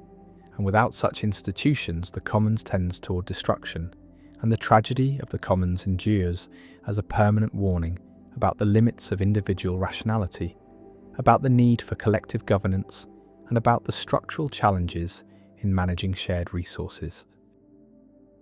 The temporal loop paradox. Time travel narratives often stumble into a peculiar trap, one where causation forms a perfect circle with no discernible beginning, and this is the temporal loop paradox, a scenario where events cause themselves through the mechanism of time travel, creating a chain of causation that has no origin outside the loop itself. Imagine a scientist who receives a mysterious package containing detailed blueprints for a time machine, blueprints that are far beyond anything current science could produce, and the scientist follows these instructions exactly, building the machine over many years, and once it is complete they use it to travel back in time to their younger self, where they mail the very same blueprints that they received decades earlier, and so the blueprints travel from future to past in an endless cycle, created by no one, authored by no one, simply existing within the loop. The paradox is that the information has no source. It was never invented or discovered. It merely circulates through time, and the same pattern can apply to objects, people, or even entire chains of events, creating closed causal loops, where every event is both cause and effect, where nothing enters the loop from outside and nothing leaves, a self-contained system that violates the intuition that everything must have an origin, that causes must precede effects in a linear chain stretching back to some first cause. Some physicists argue that such loops are permitted by the equations of general relativity, which allow for closed time-like curves under certain exotic conditions, space-time paths that circle back on themselves so that travelling forward in time eventually brings you to your own past. And if such curves exist, then temporal loops are possible, strange but not contradictory.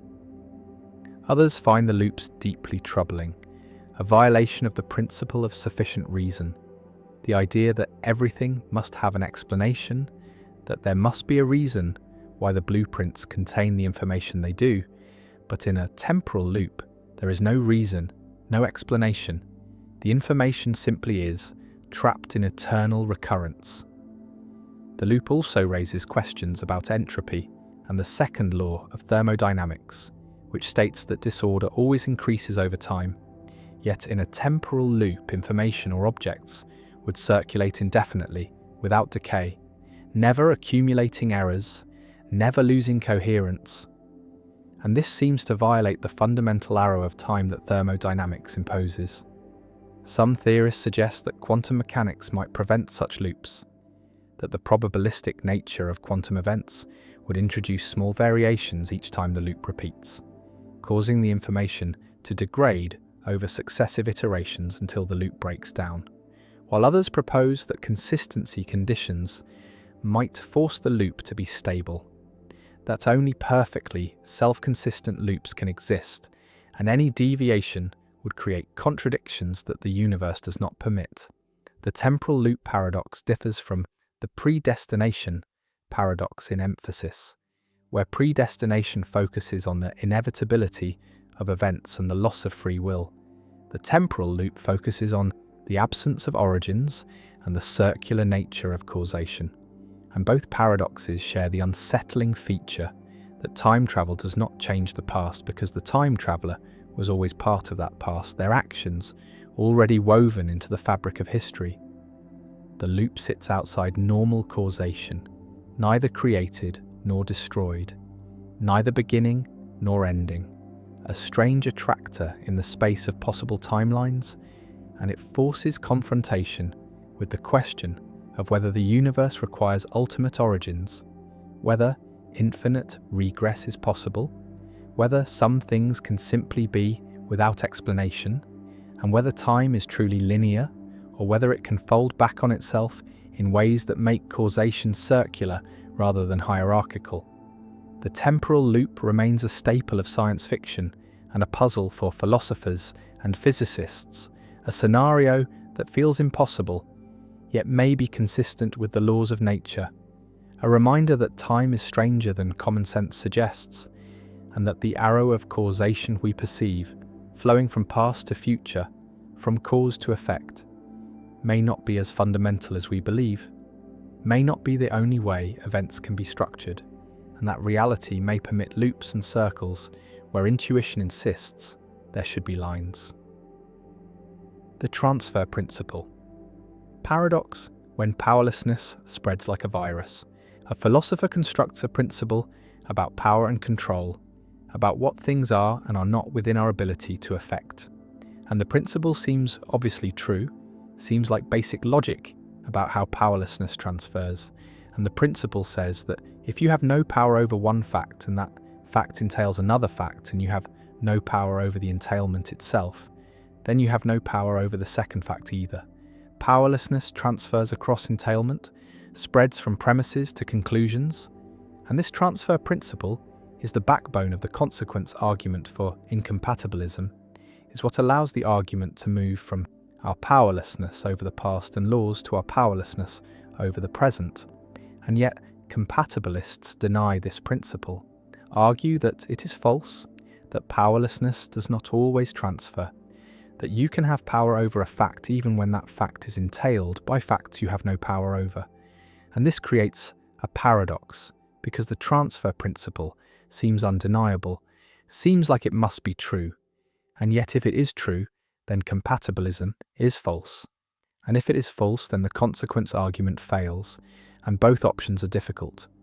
Both require accepting something counterintuitive, and this is the transfer principle paradox. The puzzle about whether powerlessness transfers, whether the principle is a logical truth or contains hidden errors, and the paradox sits at the heart of the free will debate, determines whether incompatibilism or compatibilism wins. And no consensus has emerged. Philosophers remain divided, and the transfer principle stands as one of the most contested principles in metaphysics. A principle that seems obvious, but whose truth determines fundamental questions about freedom and determinism. Imagine the transfer principle applied to a simple case. You have no power over the fact that there was a Big Bang 13.8 billion years ago, and the Big Bang plus the laws of physics entail the current state of the universe, including your current action, and you have no power over the laws of physics, and you have no power over the entailment itself, over the fact that the Big Bang and laws entail your action. And so by the transfer principle, you have no power over your current action.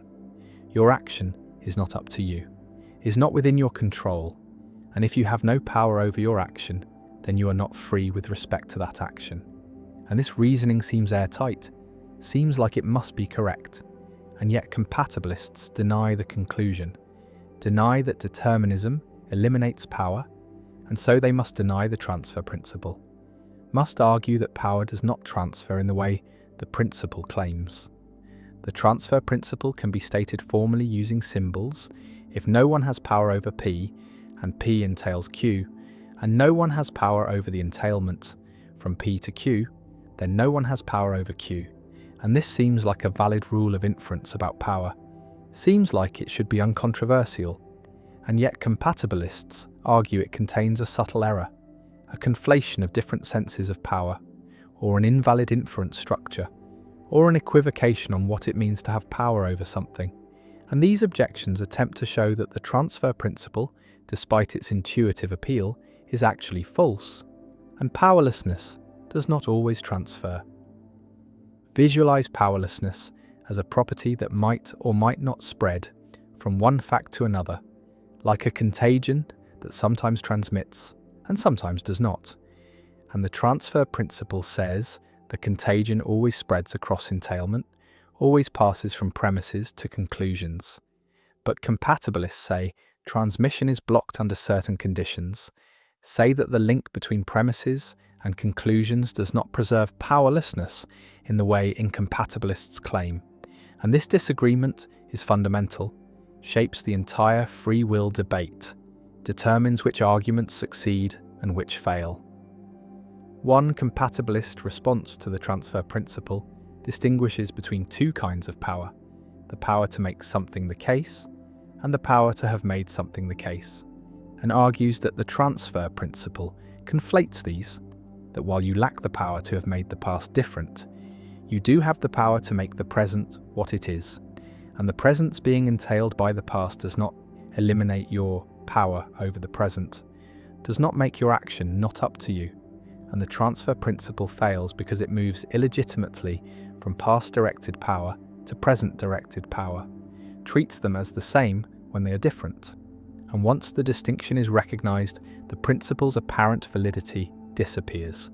Another compatibilist response argues that the transfer principle uses the wrong notion of power, defines power in terms of ability to falsify facts, ability to make false things that are true, and this notion of power is inappropriate, is not what matters for freedom, and the right notion of power is counterfactual power.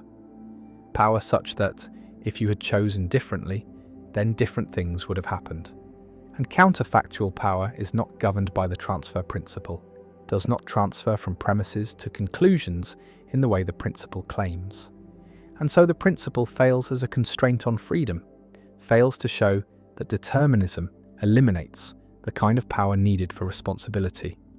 A third compatibilist response accepts the transfer principle for some inferences but denies it for others, argues that the principle is valid in some contexts but invalid in others, and the contexts where it fails are precisely the contexts involving agency and choice, contexts where the agent is part of the causal chain between past and present, and in these contexts the agent's involvement blocks transfer, prevents powerlessness from spreading from past to present, and the transfer principle is not a universal logical truth, but a context-sensitive inference rule that admits exceptions.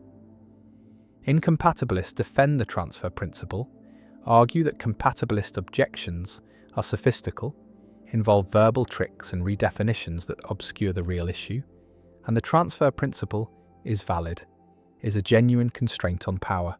And if you have no power over the past and laws, then you have no power over anything entailed by them.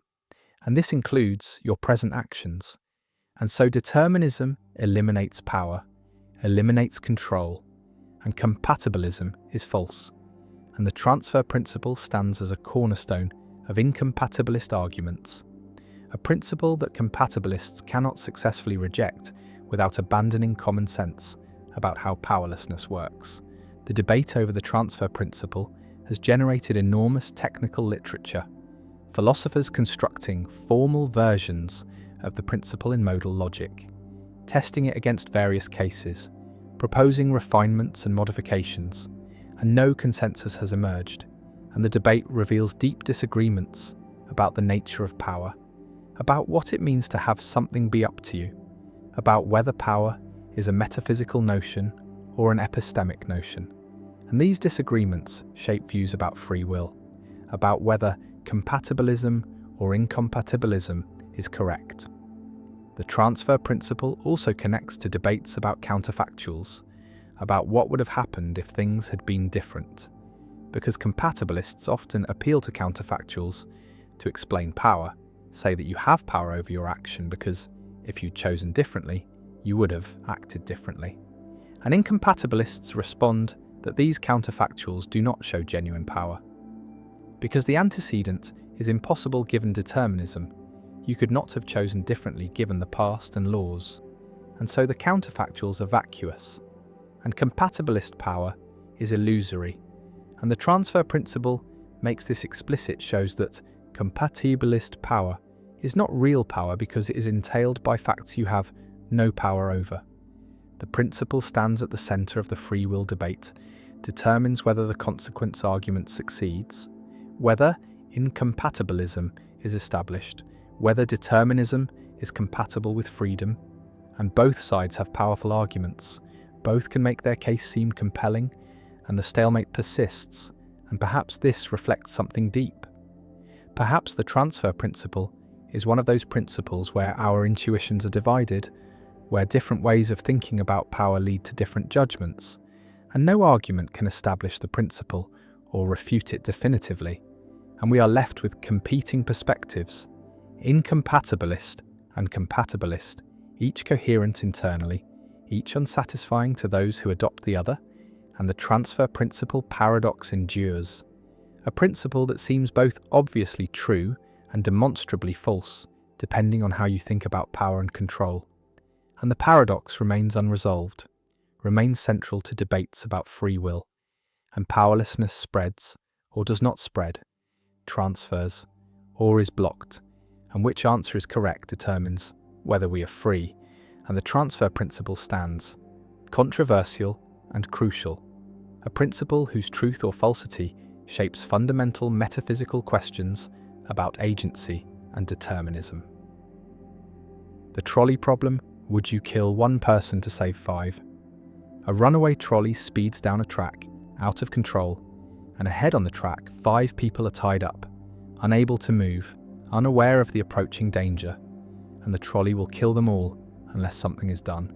And you stand next to a lever that controls a switch, and if you pull the lever, the trolley will be diverted onto a side track, and on that side track, 1 person is tied up, and pulling the lever will save the 5 people, but will kill the 1 person, and you have seconds to decide. And the question is asked: should you pull the lever? Should you actively cause 1 person's death to prevent 5 deaths? And this is the trolley problem, a thought experiment in ethics first formulated by philosopher Philippa Foot in 1967 and later refined by Judith Jarvis Thomson. And the problem has generated endless debate about the nature of moral responsibility, about the difference between killing and letting die, about whether the consequences of an action are all that matter or whether the act itself has moral significance, independent of outcomes. Visualize the scenario: the track stretches ahead, the 5 people bound and helpless, the trolley barreling toward them, unstoppable, and you at the switch, hand on the lever, and time slows as you deliberate. If you do nothing, 5 people die. If you pull the lever, 1 person dies, and the arithmetic seems simple. 5 is greater than 1. Saving 5 lives at the cost of 1 is a net gain. And by this consequentialist reasoning, you should pull the lever. You should minimize harm, maximize lives saved. And many people, when presented with this scenario, say they would pull the lever, would divert the trolley, would accept responsibility for causing 1 death to prevent 5. But now consider a variation, the Fat Man variant, also called the footbridge scenario, where you stand on a bridge above the tracks, and the trolley is approaching below, heading toward the 5 people, and next to you on the bridge stands a very large person, large enough that if pushed off the bridge, they would fall onto the tracks, and their body would stop the trolley, saving the 5 people, but killing the large person. And you could push this person, could use their body as an obstruction, and the outcome is the same as before. 5 people saved, 1 person killed, and yet when presented with this scenario, most people say they would not push, would not use the large person as a means to stop the trolley, even though the consequences are identical to the lever case. 5 saved, 1 killed, and this asymmetry, this difference in moral intuition between the 2 cases despite the same outcome, is what makes the trolley problem so philosophically interesting. It reveals that our moral judgments are not based purely on consequences, not purely on maximizing lives saved, but also on how those lives are saved, on whether the harm is direct or indirect, on whether someone is used as a means or merely affected as a side effect. The distinction involves the doctrine of double effect, a principle in ethics that says there is a moral difference between intending harm as a means to an end versus foreseeing harm as an unintended side effect. In the lever case, pulling the lever is intended to divert the trolley, and the death of the 1 person is a foreseen but unintended side effect. The 1 person dies because they happen to be on the diverted track, but their death is not the means by which the 5 are saved. The means is the diversion itself, whereas in the Fat Man case, pushing the person is intended precisely to use their body to stop the trolley. Their death is the means by which the 5 are saved, and this makes the act feel more like murder, more like using a person as a tool. And the doctrine of double effect says that intending harm as a means is morally worse than foreseeing harm as a side effect, even if the outcomes are identical. Critics argue that this distinction is spurious, that consequences are what matter, that if 5 lives are saved and 1 life is lost, the moral calculus is the same, regardless of how the result is achieved, and utilitarians, who judge actions by their consequences, say that both pulling the lever and pushing the large person are morally required if they maximize overall welfare, and any moral theory that forbids saving 5 lives to avoid directly causing 1 death is absurd, is giving too much weight to squeamishness or moral intuitions that evolved in contexts very different from modern ethical dilemmas. But defenders of deontological ethics, ethics based on duties and rules rather than consequences, argue that people have rights, that using someone as a means without their consent violates their dignity, that not all ways of achieving good outcomes are permissible, and that the Fat Man case is wrong precisely because it treats the large person as a mere tool, as an object to be sacrificed for the greater good. And this violates the Kantian principle that people are ends in themselves, never merely means. The trolley problem also raises questions about moral responsibility and causation, because in the lever case, you cause the death of the 1 person by pulling the lever, you redirect the trolley, but in the do-nothing case, you do not cause the death of the 5 people. The trolley causes their deaths, and you merely fail to prevent it. And some moral theories distinguish between killing and letting die, between acts and omissions, and say that killing is worse than letting die, that actively causing harm carries more moral weight than passively allowing harm. And by this reasoning, pulling the lever might be wrong because it involves killing, whereas doing nothing involves only letting die. But this asymmetry is controversial. Many philosophers argue that there is no deep moral difference between killing and letting die, that if you can prevent 5 deaths at the cost of 1 death, you should do so, regardless of whether the mechanism involves action or inaction. Visualize standing at the lever, frozen by indecision, the trolley approaching, the seconds ticking away, and your mind races through arguments, through principles, through gut reactions, and different moral frameworks give different answers. Consequentialism says pull, deontology says maybe not. Virtue ethics asks what a virtuous person would do, and the answer is not obvious, depends on which virtues are relevant: courage, compassion, respect for autonomy. And the problem reveals that our moral intuitions are not consistent, not unified by a single principle, but are a patchwork of different considerations, different values that sometimes conflict. And in hard cases like the trolley problem, these conflicts become explicit, become impossible to ignore, and we must choose which principle to prioritize, which value to uphold. And there is no algorithm, no formula that tells us the right answer, only judgment, only the difficult work of weighing competing considerations and making a choice we can live with. The trolley problem has been studied empirically. Psychologists have presented it to thousands of subjects, measuring their responses, looking for patterns, and the results confirm that most people distinguish between the lever and the Fat Man cases. Most would pull the lever, but not push the Fat Man. And brain imaging studies suggest that different parts of the brain are involved. The lever case activates regions associated with reasoning and calculation, while the Fat Man case activates regions associated with emotion and social cognition. And this suggests that our moral judgments involve both rational deliberation and emotional response, both utilitarian calculation and deontological intuition, and different scenarios trigger different systems. And the tension between these systems is what makes moral dilemmas difficult. What makes them dilemmas?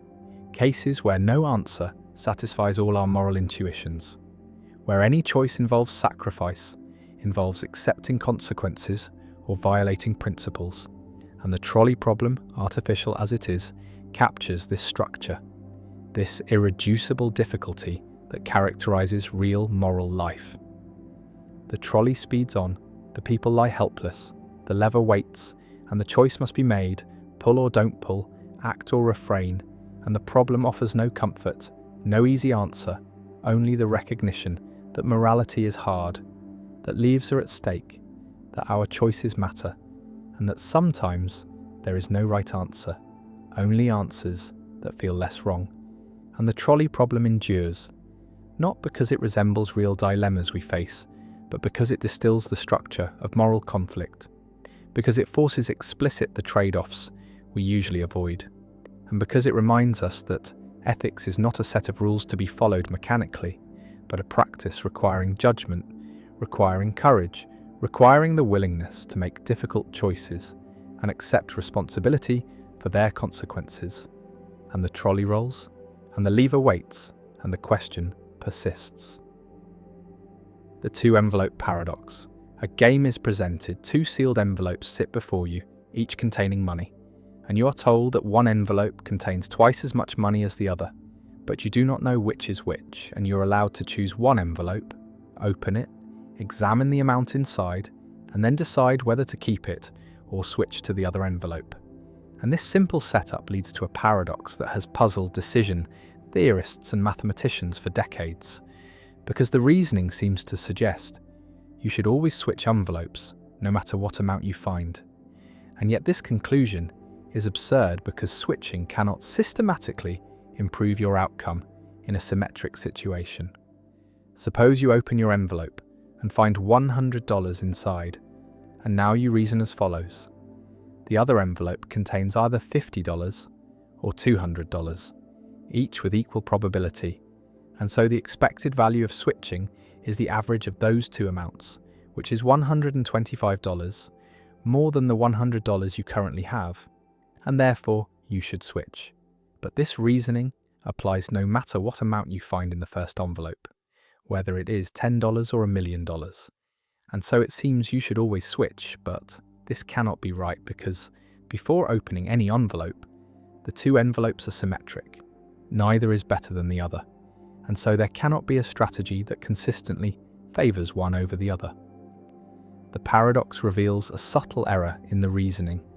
The mistake lies in the assumption that the other envelope is equally likely to contain half or double the amount in the first envelope, because this treats the two possibilities as symmetric when they are not. If the two envelope amounts were determined in advance, say $50 and $100, then finding $100 in the first envelope tells you with certainty that the other contains 50, not that it might contain 200, and the probability calculation breaks down because it fails to account for the constraints imposed by the setup. Another way to see the problem is to notice that the same reasoning would tell you to switch back after switching, creating an infinite loop of switching, which is clearly absurd. And this shows that something is wrong with the expected value calculation, though pinpointing exactly what is wrong has led to extensive debate. Some argue that the paradox arises from improper use of probability in cases where the amounts are determined but unknown, that assigning equal probability to the two possibilities is not justified without more information about how the amounts were chosen. Others point to issues with unbounded utility, suggesting that if there is no upper limit on how much money the envelopes might contain, then expected value calculations can behave strangely and lead to paradoxes. The two-envelope paradox also appears in game theory and economics, where it illustrates the danger of reasoning about probabilities without carefully specifying the underlying probability distribution, and it connects to broader puzzles about decision-making under uncertainty, such as the St. Petersburg paradox and the principle of indifference. Some versions of the paradox introduce additional twists. Suppose you open one envelope, see the amount, and are then allowed to pay a small fee to switch. Would it be rational to pay? And how much would you be willing to pay? And these variations expose tensions between different decision theories, between evidential and causal reasoning, between maximizing expected value and following dominance principles. The paradox remains a teaching tool in probability and decision theory, a cautionary tale about the risks of applying mathematical reasoning mechanically without understanding the full structure of the problem, and it reminds us that even simple games with clear rules can generate confusion when probabilities and expectations are involved. That intuition is an unreliable guide in matters of chance, and that the formalism of mathematics, while powerful, must be applied with care to avoid generating conclusions that seem compelling but are ultimately incoherent.